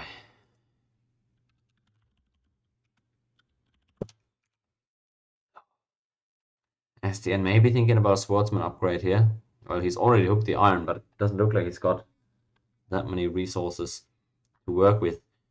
I don't think the Hittite's got a whole lot of gold either, but wow, how aggressive is this from Sooty? I don't think he should really be moving out with literally everything. He knows that there's still some Zulu nearby, but I love to see it. He's really going forward. Could this be what it's shaping up to be? Team Cheeze with so much confidence there and such tenacity on defense. Are they gonna go for it? Is this gonna happen?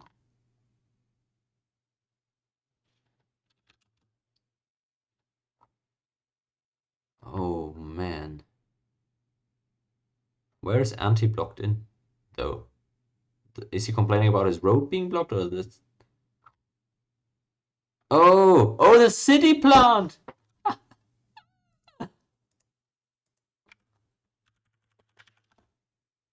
I can't help. Sorry, I don't typically do this during games, but the city plant makes all the terrain impassable to the Iroquois. There's the marsh, the mountains, the marsh. He can't get through physically. They need a road. Look, he's actually just shut him out. Oh, it's gorgeous. It's absolutely magnificent. I it's it's so easy too. You could get any of these coastal cities if you wanted one. Why are you taking this one? It's not even a good city. It has nothing. It's just for the score or what? I don't know, mate. Oh, I love it. I absolutely love it. It's got to be intentional. There's no way. There's no way. There's no reason to plant that city at all. All right, he's moving those workers over though. He's working on it. He's making space. Still now alerting his teammate that he's probably gonna go down to this Incan force. Again, if he plays this well, I think he has enough to survive this. If he gets walls everywhere, if he's got a few spearmen, lots of archers, there's no way these archers should kill somebody on 3 cities. But having lost all these roads, having shown some discomfort here under duress on defense, it seems plausible that Cheeze's team might find a kill there. Sdn looking to get some help on over. He's got his stack out too, so a kill trade possible for them. And wonder how this is gonna develop. Battleship also very possible to die in this game, because Anti's still looking to pressure him. If they double down on him, both of them, Kismic and Anti, going for Iroquois, that might result in Team Cheeze being actually wiped out here and finishing last in score. Would be quite unfortunate. Let's do some score math though, shall we? We've got Egypt and Sumeria 241. We've got Iroquois and Inca 257, and we've got Zulu and Hittites 225. So right now it's pretty clear. Last place in score, Team Halu. First place in score, Team Cheeze. Team Anti is sort of in the middle there. Wonder how they're gonna try and go for these kills. Map making now being passed. I wouldn't hate a massive Kura upgrade actually. Pop rush at Harbor and then go for a massive Kura upgrade if you're Anti. But he doesn't have a lot of Kuras. He's got 2. People could do that in the tourney though. If you know that you're in an isolated position, just spam archers all game. Spam Kuras. Let your teammate make map making. And then pop rush a harbor somewhere and buy yourself galleys. Just buy yourself like 10, 15 galleys. Go for that massive landing at the end of the game.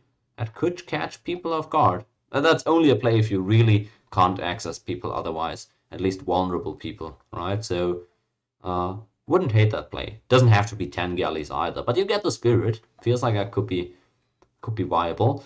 Incan's coming in now. Next turn, the attack could commence, but I like the walls coming up for the Hittites. That's massive. They need that. So they definitely want to take out as many people as possible on the way out. Feels like Sdn is gonna be able to get the kill on the Incans, but it's by no means a done deal. It's not the absolute doom stack. Does he really have 40 war chariots still, the Egyptians? Alright, yeah, don't hate it. He's got 2 punches to throw. That's pretty decent. Again, I like what I'm seeing here from Egypt. They are almost the top scoring Civ at this point, and they've got 2 big stacks, so I feel like they have been the most impactful Civ in this game so far. But we'll see. The game is far from over still. 14 turns, anything could happen within those. And the real interesting rolls are gonna start to come through now. Even Battleship trying to move out and look for stuff now. So interesting. That's the meme in the church with the sniper, with the guy with the gun behind the other guy with the gun, and the sniper from the top row. That's what's going on here. We've got Incans aiming at Hittites, Zulu aiming at Incans, and the Iroquois aiming at the Zulu. It's actually that meme. Somebody make that right now and post it with the civs or with the player names. I don't even care. Either way, it's funny. Are the Incans gonna go for the hit straight away though?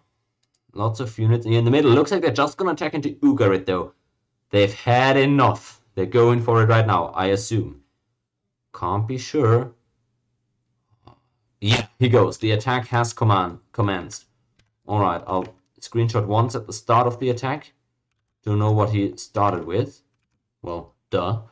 But no reinforcements coming in. The Control Shift G would be crucial right now, but he's not reinforcing, and thus I'm pretty certain Stiltoken is actually gonna go down here. He's now woken up, but there's no more spearmen on top in Ugarit, and lots of archers are down already though. It's not certain yet how this is gonna turn out. Oh, I'm not sure. I don't think he knows about the Control Shift G tech, and thus he's not able to reinforce, but it looks like he's actually held on. Still, the combats are going through, and now it's 2 HP warriors on top.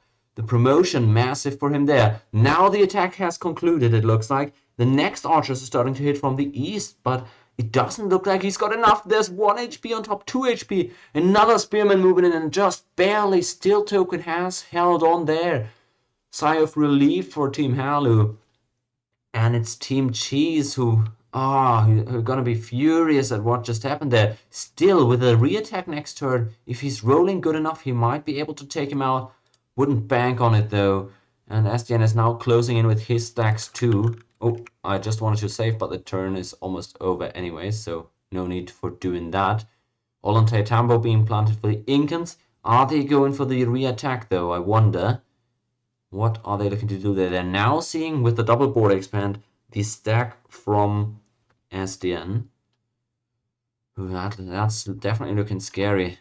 And even some Iroquois are coming down south to try and threaten Sumeria, but this stack is not to be toyed with there.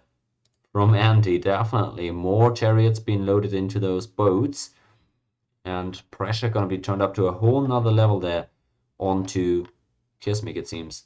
Interesting decision by Sooty not to go for the immediate re-attack, but take the middle tile here instead. Takes out another worker. Feel like at this point he's kind of come to terms with the fact that he might not be getting that kill though.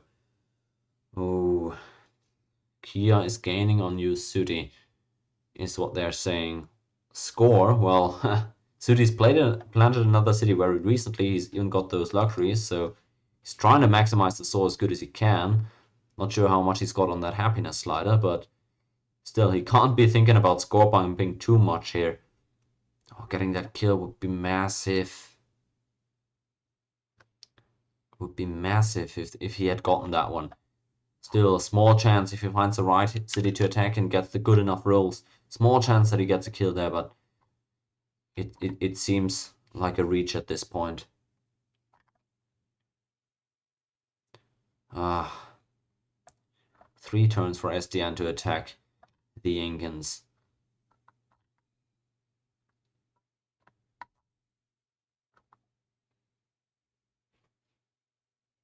And more cities still coming out for Team Antiquity. They're still gunning for that #1 scoring spot, of course.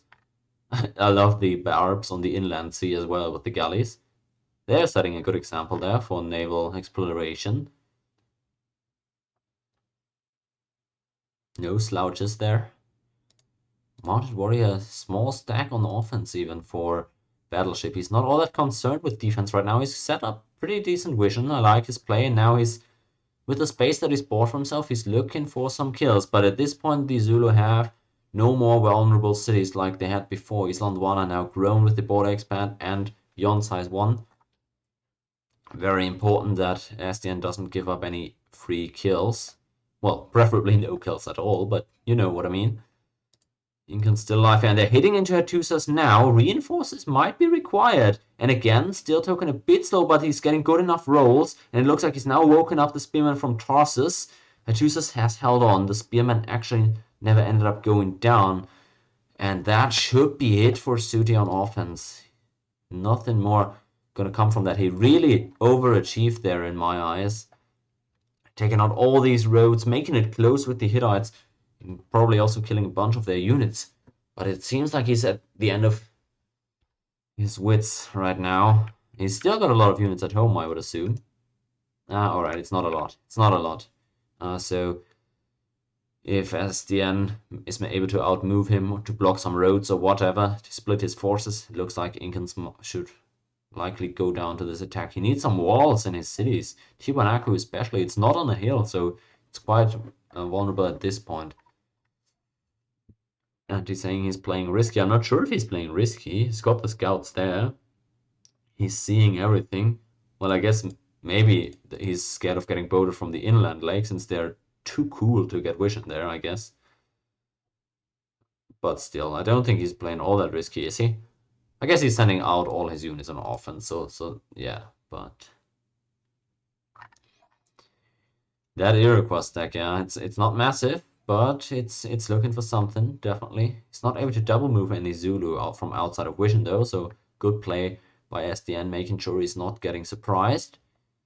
And he's almost in range to go for the Incans now. I wonder which avenue he's gonna take. He could actually justify going west across these high defense tiles and see if you can take out anything there. Because in the east it's all kind of clogged up, and moving on the hill would be good. Would like to see one Impy or Horseman go for that hill, potentially. Maybe another one on the mountain here, just so you know which roads are protected, which cities are weak on defense, that kind of stuff. He's just going straight in. I like that move too. He doesn't have any defense bonus on this move, but he's still keeping it open as to whether he's going west or south. And since Sooty can't afford to attack into this, it's probably the correct play there by Sdn. Not the play I would have made, but I think he's right in doing that. And again, pretty safe on defense, and now even comes out with the Impy, spots all these mounted warriors, and that's Battleship just having moved on that tile a second ago, really caught with his pants down. We've all been there. These are the awkward moments that yeah, you just don't want to be stuck in. Looks like Sooty's really moving his forces around, trying to scramble to get as many units as possible within range of capital. He's actually never been able to re-establish that road between Tiwanaku and Cusco, so it's a one-way trip for all these units into Tiwanaku. Can't reinforce Cusco from out of there. Wish he had a spearman or two to supplement all of these archers. Just a few in each city would do him big favor. And he's now about to transition all that stuff north. And it looks like Battleship's gonna be the first one to go down here. Team Cheeze now on the back foot on all fronts. They might just get eliminated outright in this game. So they held on very well for a time, but it just feels like the pressure. They've both essentially played 1v2, so can't fault them all that much. Especially Sooty came close a few times on offense, but looks like it just wasn't meant to be. Don't want to call it early, of course, but it's just kind of my feelings right now. Is Sdn gonna go for the straightaway attack into Cusco? I don't think that would be wise. Maybe walk around a bit, try to get those roads. We'll see how he evaluates that situation. No more vision there in the south for a battleship now. All these mounted seem to have gone elsewhere or been cleaned up, so doesn't know what's coming. Not even a horseman upgrade there for the Sumerians. They might not even have teched horseback riding, honestly. Wonder what all that gold went into. Where is their gold? Is it all just unit support? 2 galleys, yay. Go Anti. Love to see it. But where is their gold? They've never made swordsman upgrades. They've never made a horseman upgrade. I wonder, why do they have all these chariots? Kismic's for sure gonna watch this, so he's gonna tell me afterwards. I know, I don't even have to text him. He's diligent like that. Sdn definitely looking to make a double move here. I'm pretty sure he's gonna go for the west. It just looks so inviting, especially since that's a size 1 city over there. It would be the jackpot for him to crack.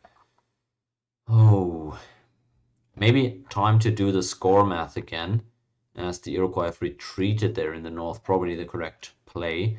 And even the Hittites now helping out on offense again. Okay, let's do the score math. 158 and 116. That is 275. 275. 274, sorry. 274. Iroquois and Incans 283 for now. So they're losing out on their scoring lead and they're likely to die. At least one of them. So not looking too great for them. And Zulu and Hittites 249. Doesn't look possible for them to get up and score anymore. So Kismic and Anti, they of course don't know what's happening in the West right now. I kind of like this, two teams operating on purely one side of the map. It's clearly structured, but it absolutely sucks for that one team that is split up on both sides. So Team G is really getting the short end of the stick on that one. Double move about to come in for Sdn. He's going westwards. And I wonder if he's going to take that road. I don't think so. I think he's trying to go for this stack of warriors there. Let's see where he's headed. Yup, he's going straight for that one. That is the all-important road to take, and without any spearmen on top there, it just looks like that's a bunch of archers that he's about to lose. And having made another archer out of Ollantaytambo last turn, he can't get any walls up at all. No walls there, so that's over for him. He's about to be killed. At least if Sdn can move on to this tile with the rest of his stack. Yep, he's coming in now. Alright, that's it for Sooty. Gonna save just for good measure. And he's gearing up to also go for the kill on the other member of Team Cheeze. It looks like they're on the way out here. Mounted Warriors making it just home back in time. Well, back home just, I don't know, it's getting too late to speak English. You guys know what I mean. He's just in time to contribute on defense with those, but I don't think they're gonna be tipping the scales in his favor down there. You know what I mean? He's planning to go on the game. Where's the game? Oh, it's just this. Not sure why they're looping all the way around there. I feel like they could just go for the attack unless they're looking to kill the Zulu or something, but I don't expect that, and I don't even think they know that the Zulu are there. So that is going to be a kill for Sdn. Absolutely certain. He's got to go for Ollantaytambo. He's got to see that regular archer on top, the size 1. No other city you could go for, especially when next turn starts and you see that he's got no walls in there. There's no other choice for him. He doesn't know that there's literally only one unit in there, but yeah. Maybe he's gonna get attacked out of Cusco start of turn, I guess. That's the only thing that could stop him at this point. Even Tiwanaku might be liable to dying, though. Maybe it's the correct play for Team Halu to actually let the kill come through, or try to force the kill on Tiwanaku. That would be the easiest city to defend, with the Hittites being right there. But you never know. Never know what they're gonna go for there in the end. Oh man. There we go. End of turn, stack attack into that, but Sdn's gotten the attack off. There we go with the kill. Wow, no drop? It's gonna start counting down soon, surely. No drop, guys! Oh man, it's a great day! Is a kill, yeah? If he... Guess I'm gonna officially announce it too, just so I've done something in this game as well. Okay! Well played, Sdn. Halu getting value out of his early draft picks here. He's lighting a fire to celebrate as well. Alright. With style, Sdn does it. Might have actually been beneficial to take the city, though, just to get more score, right? It doesn't matter, though. You're not going to pass anyone in score. Or are you? 7 turns left. Inca score declining by just a bit. Yeah, the two Incan archers, they're just... They weren't prepared to go yet. They were really loving life, and don't think they're going to be there for much longer.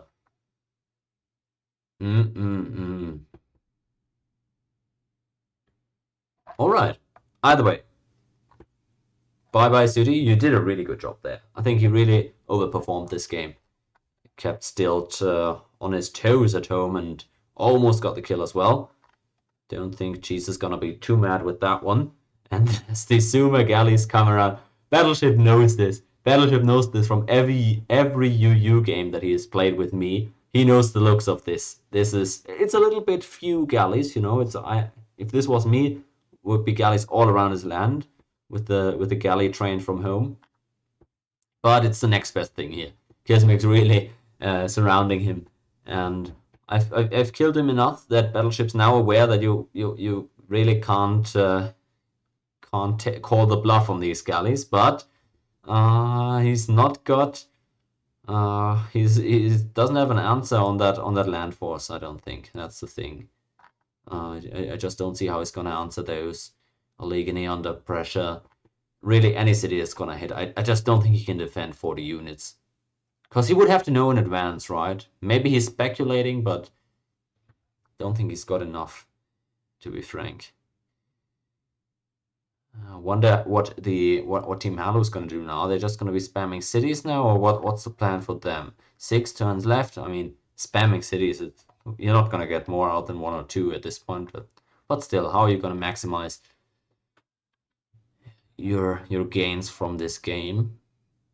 And it'll be interesting to see as well what Anti is gonna try and do with his war chariots. But still, I don't even think they see that Zulu border yet in the west, so they don't know how close Sdn really is. But that's just pure speculation. I don't know how far they actually scouted. Might try for the Hittites as well. You never know. But with the border expanse coming in for Battleship, it's now getting more difficult to get double moves deep into his land. And they are gonna have to plan this one well. I feel like if they hit straight away, if they just walked straight through Kismic's land and straight attacked into Salamanca, whatever, I feel like they could have gotten a kill that way. I feel like they just had too many units for Battleship at this point. But now, the Iroquois surely have like 30-40 military units that they could defend with in theory.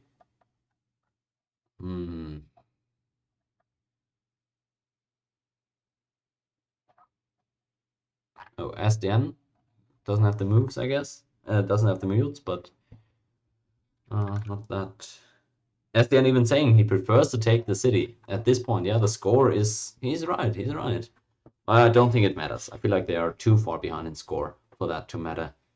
But maybe, I'm not sure how far the impact will play a role. And if the Iroquois die, it doesn't matter. If the Iroquois die, then Team Cheeze get last place in terms of score anyways. If your entire team's out, you're out. So, but that's far from guaranteed, right? Let's check in with the armies there for Iroquois. They've got 30-40 units total. It's tough. 40 war chariots on attack against 30 units total. With walls, with a few spearmen in there. Honestly, I feel like Anti's killing this. Depending on how many he can reinforce with, how well they are distributed, but I think he's got it. Still does right. They're gonna get that 1 point for the kill, and I think they're maybe gonna get 3 more for second place here.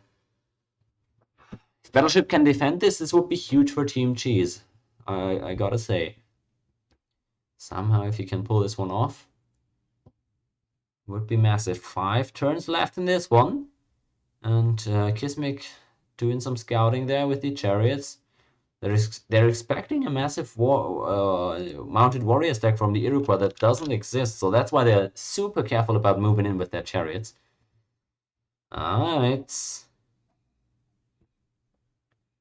It's interesting, definitely. The Zulu with their stacks now, well, they're just there for decoration at this point.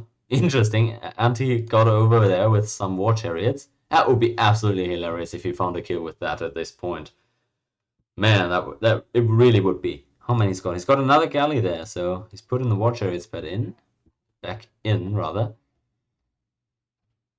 And he's trying to scout for Zulu land. He doesn't have any intel just yet. Once he moves here, he will see the border. Yay, there he goes, finally spotting Sdn's coast. Maybe we see a boat landing end of next turn or something. End of next, he could land MPT, Mpondo. He doesn't know about the maps, of course. So that's you're really paying there for not having any expansionist civs. You could have scouted all of that had you had a few scouts in the beginning, it feels like. Interesting. Looks like he's gonna go for both attacks. I like that, of course. It seems reasonable. Sdn even disbanding a bunch of units down here to I guess to stop any buildings from selling at home or any units that he might need on defense from disbanding. It's not a bad idea. Maybe he's just trying to kill time as well with those 5 turns left. And Kismic still with the annoying little chariot in there. He's making some mounted warriors mismove. And in goes Antiquity. He's going to go for the attack onto Allegheny, but he's not going to be able to cut any roads. How many he's got? 50. Wow. Are you joking? Are you joking? He doesn't lose any because Kismic gets the... He's actually doing the Hadrada memorial play. He gets the random ass chariots in the back. I can't count how many times I've done that to Battleship and Kismic. So to see them doing that against each other, it feels like having 2 little sons learn from you and use that against each other. It's lovely. It was a kill though. Kismic's gotten that. I really apologize. I wanted to count the number of war chariots before he attacked so we had a better sense of what was going on. And I just completely blocked the view on that kill there, but wow. Wow. That is big. Let me check how we're gonna do this in terms of reloading though. Oh, I can't believe I'm always doing the worst job with the spectator vision, but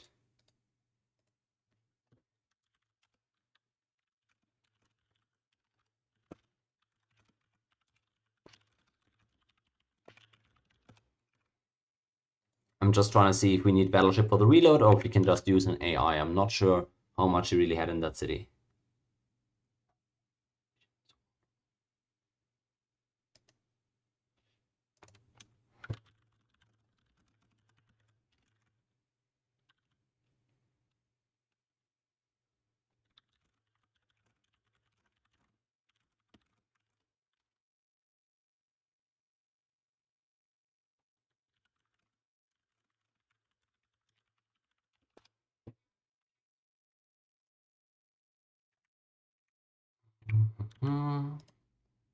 Trying to get Steam back up, you know how it goes, but we'll see. If we can reload with an AI here, that might save us a lot of time.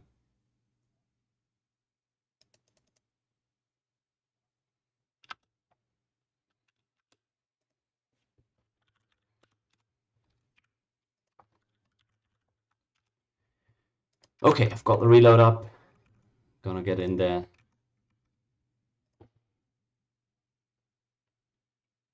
Holy shit, I now see that fat fucking bug that's in my room flying around. And it's not pretty. That'll be a fight for life and death after the stream. I'll tell you guys that much. If you guys don't see me tomorrow, you know what happened.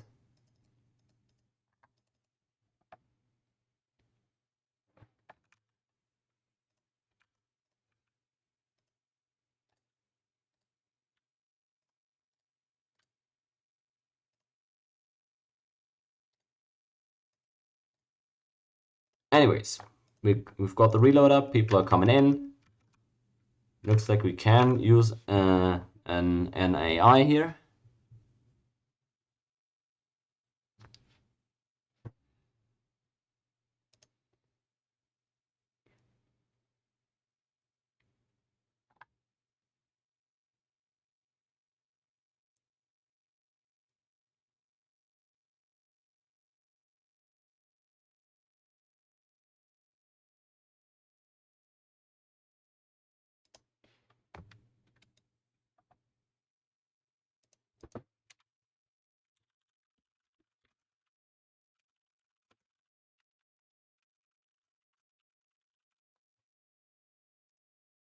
All right.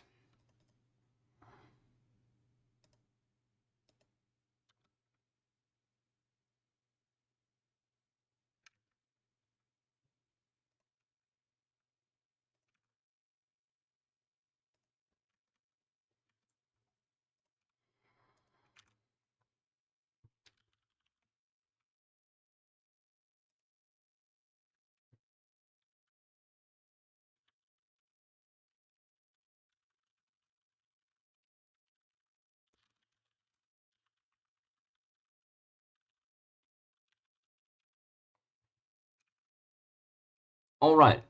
Back we go. Everybody's in.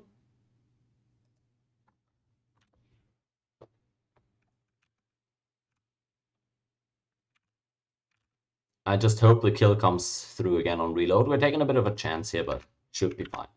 Okay, here we are. Kismic trying to go for that kill again. This time we're going to get it on camera against an AI defending. He moves in. Oh boy. And the promotion. Okay.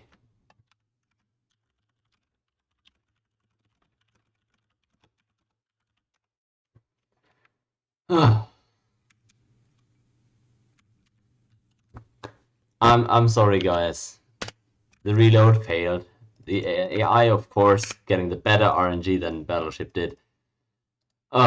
Kismic was confident too that he could take it. That's why we tried for it. Bad luck there. Bad luck. Definitely.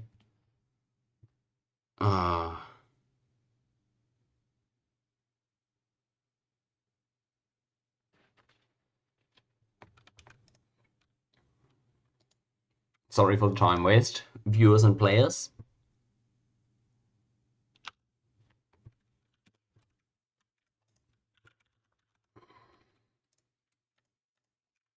I guess we just roll it again, though. There's no way it fails twice, right?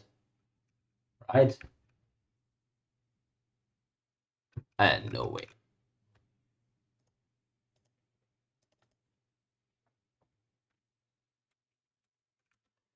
Alright, inviting the players back in. You all know the struggle. It takes a while.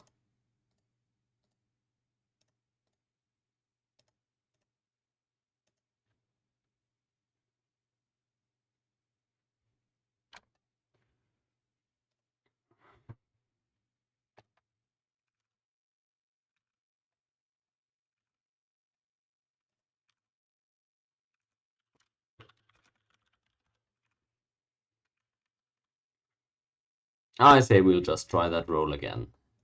I can't see that failing again. That would be ridiculous, right? Come on, there's no way.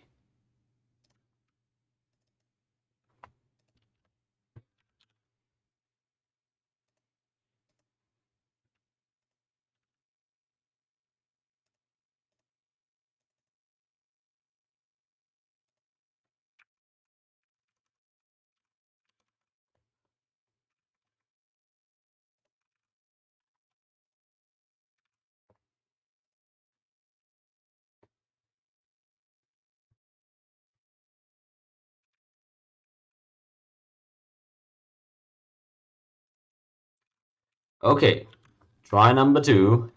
Good luck, Kismic. Make us proud. It's a regular warrior. Yes! Kill for Kismic, tail for Team Antiquity. And let's see how this one ends up going. Maybe Sdn can retake the city. Maybe another kill can come through somewhere. 4 turns left in the game. It's not all that long.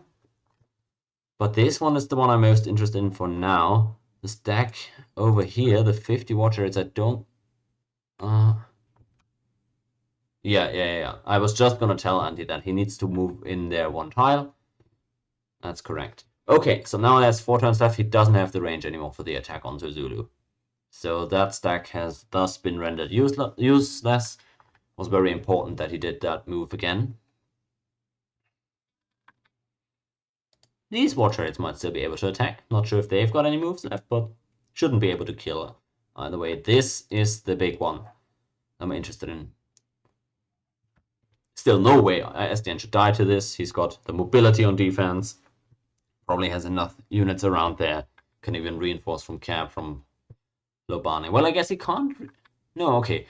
Pondo can only be reinforced from Tombe and from Bapidi, but that should suffice. I'm pretty sure. You never know, though. You never know. Every additional kill that comes through here is 1 more point for the teams in the overall ranking. Nice play from Sdn though to fortify his west. Good idea. Yeah, alright, so he won't die. He won't die after this. Good decision. What? So I guess he died. Wow. Oh man.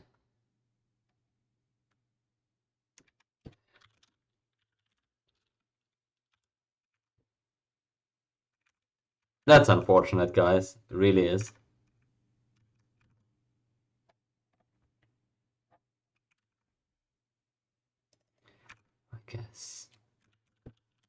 I guess we gotta reload again. I mean, they can't kill him realistically, but I can't be the one calling the game at this point. That just wouldn't feel right.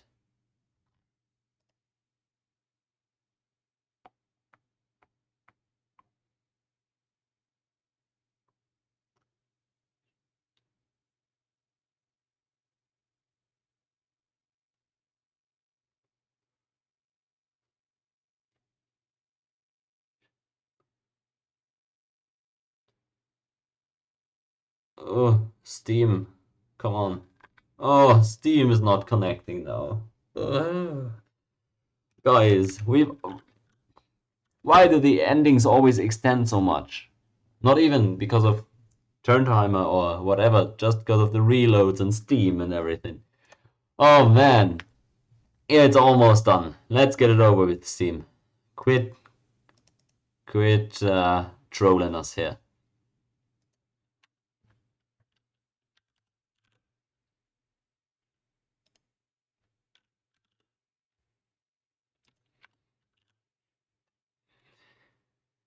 Oh mate.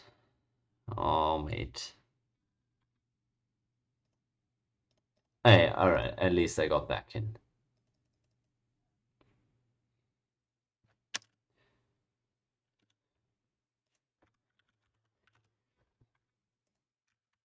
Why he have to drop the exact same moment I say he's not gonna die though? That made me look so bad. Alright, I'm gonna boot that file back up and then invite everybody back in. We're getting there, folks. Turn by turn, getting closer to the promised land.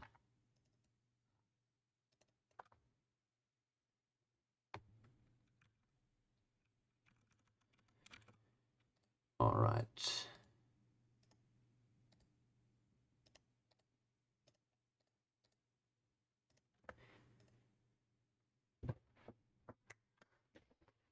So, come on, folks. Join my reload. Not you guys, not you viewers. Joke's on you. You're only hearing this 10 minutes after the fact anyways, but the players is who I need. None of them are here right now. Oh.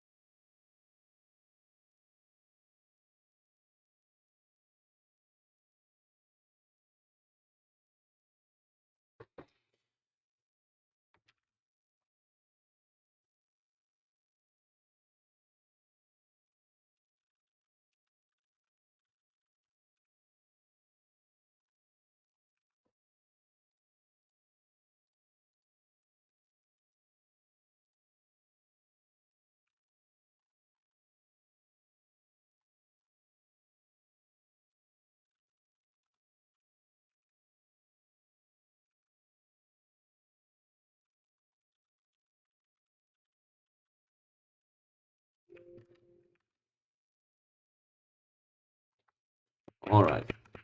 Have to rehost that for just 1 or 2 turns. I apologize, this becoming a bit lengthy again, but you know what? That's the due procedure, so we're gonna live with that.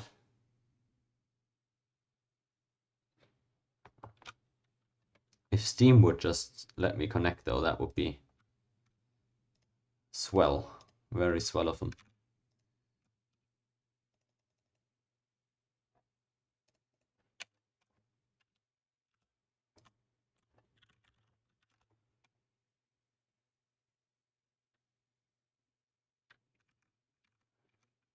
Nice. Now my game even crashes just trying to host a lobby. Oh, it's real tedious, folks. It really is. The 2 a.m. struggles. We've all been there.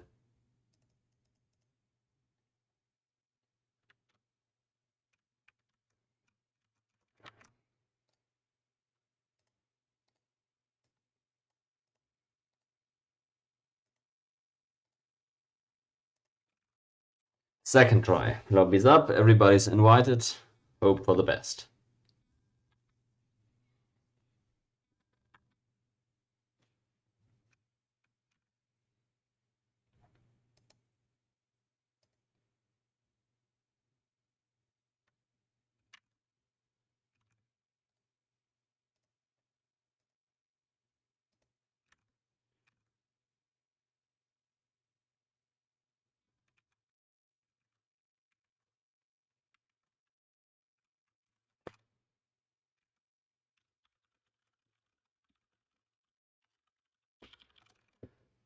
Why can people not join though? This is getting ridiculous here.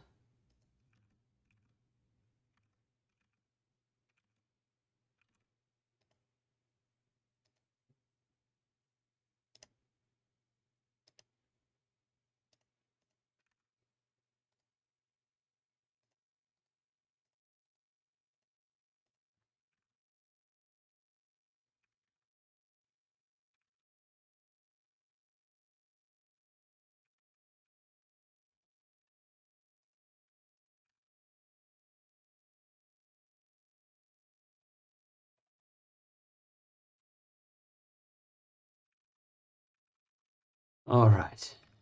Again, people starting to get in. Maybe it's fixed. Maybe it isn't.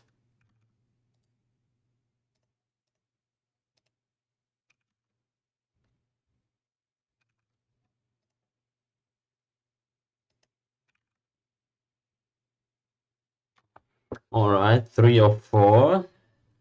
1 more to go.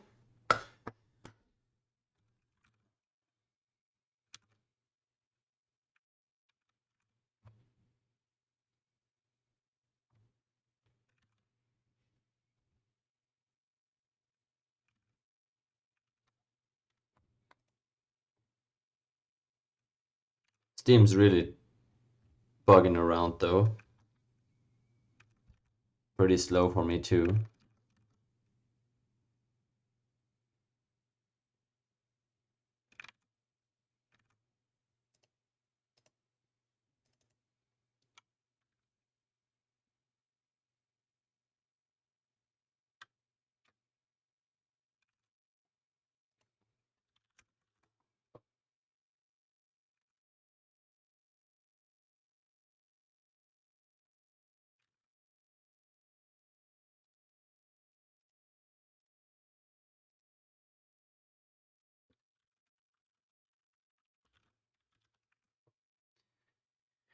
Alright.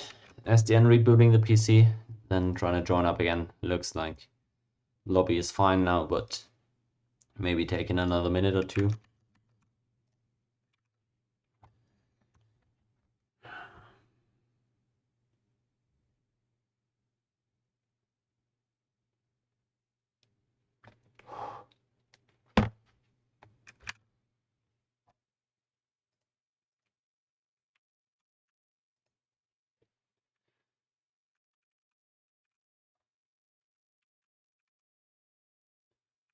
Alright, he's online again.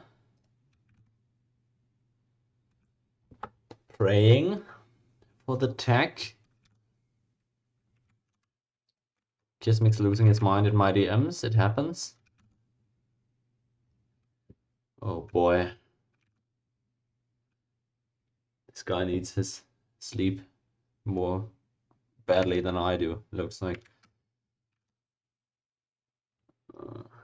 Looks. Oh boy, it looks like he's finally in. Oh man. Was about time as well.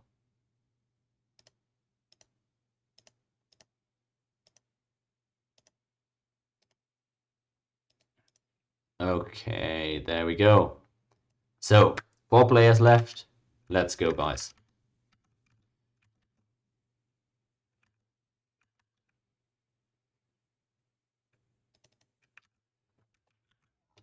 Here we are. Let's check it out. So again, people kind of know what they're expecting. Everybody just trying to make sure they can't be boated, can't be double moved, can't be stack attacked. Nothing of that sort. 1, 2, 3, no. No chance that Anti can range those Zulu cities, so yeah.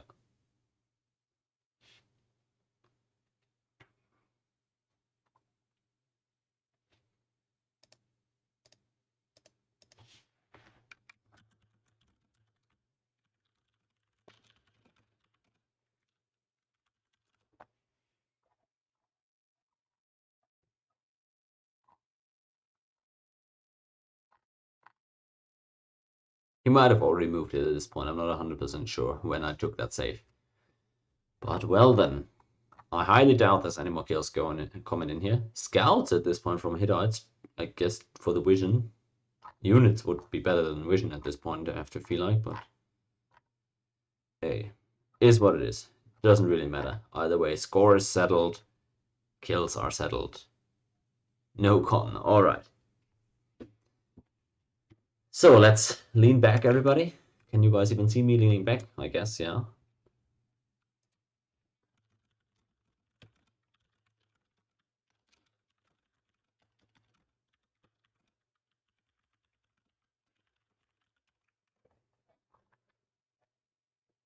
Alright, so let's see. It all hinges on this landing here, I guess.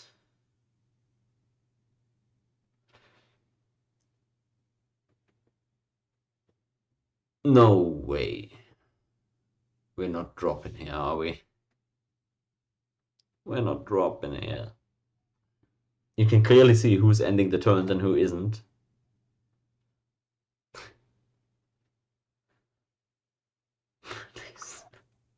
Crash would be ridiculous at this point, I agree. Hittites even looking to plant another city. Feeling confident, I see. It's not worthwhile, by the way. You shouldn't risk. Score is settled at this point. Alright, and he's gearing up. He's looking to drop them. Hey, there he goes. 4 war chariots. Let's see if he can get anything done. Turn starts. Impy move in. More Impy move over. He's moving 1 tile. Might go for the PD. Blocking the road. He's going for Empondo. Alright. 3 units to attack with. Yeah. No shot he dies. Or does he? 1 unit goes down now. There he goes. Alright. Are they calling GG at this point? Are they not? Who knows?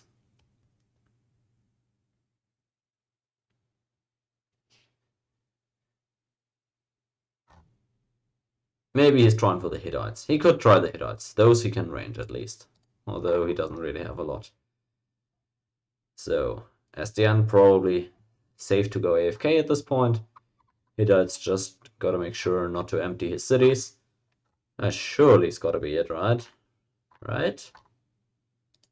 No, this is a nice stack there, Anti, but even though it's fast, it's not fast enough. Doesn't look like it anyways.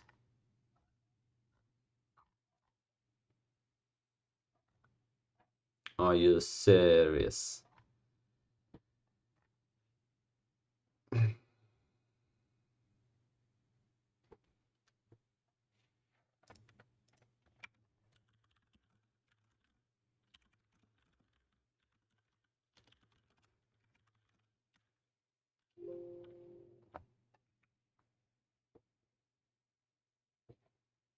Looks like we can just play on without him.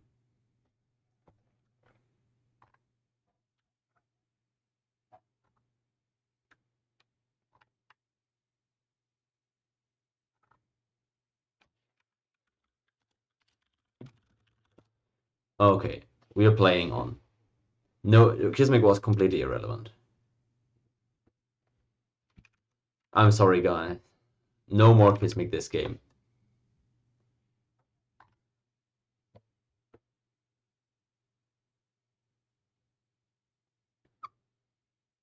Sadly, the 40 stack's not gonna be doing a whole lot, I don't think.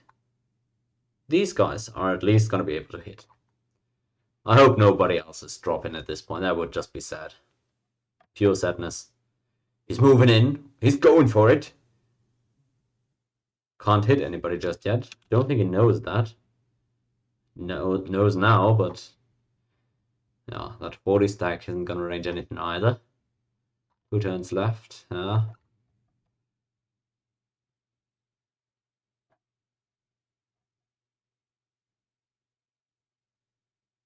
It's not looking too great. I'm just saying it as is. But out of politeness, that last turn, we can let it go by.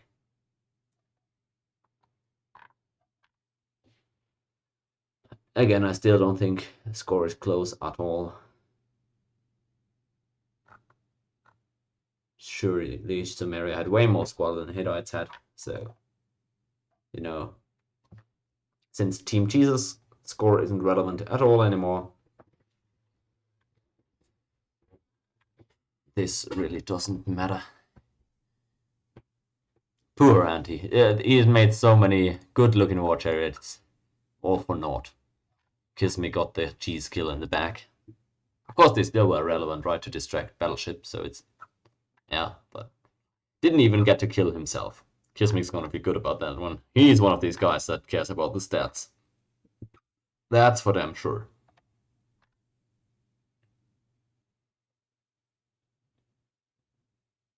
Alright, another turn of boats. He didn't even move them. He didn't even move the war chariots last turn. Made. Alright. GG at this point. Let's take a last look at the score, just to prove Sumeria way ahead of Hittites. Zulu and Egypt comparable. Therefore, no contest in terms of points.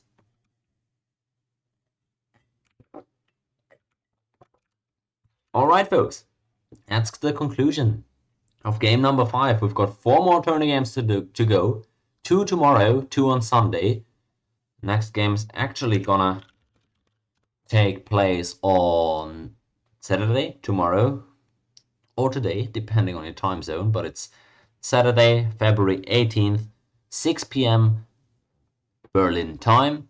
If you live on the US East Coast, it's going to be noon on Saturday. As I said, that's about 15 hours from now. That game's going to take place.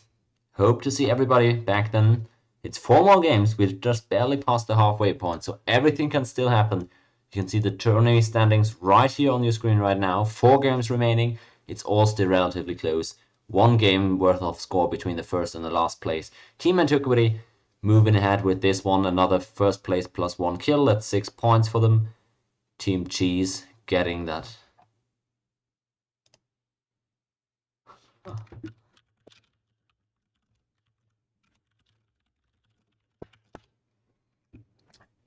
Team Cheeze there did a nice job. Really, Battleship as well, valiant effort. Sooty almost with a kill even. Wasn't meant to be in the end. Last place, no kills, but they made that bad map position quite interesting. Gotta say, much praise for them. And Team Halu closing the gap here a little bit, at least to Team Cheeze. Getting that second place and score with 1 kill. That's 4 points. So they're improving to 15 points total.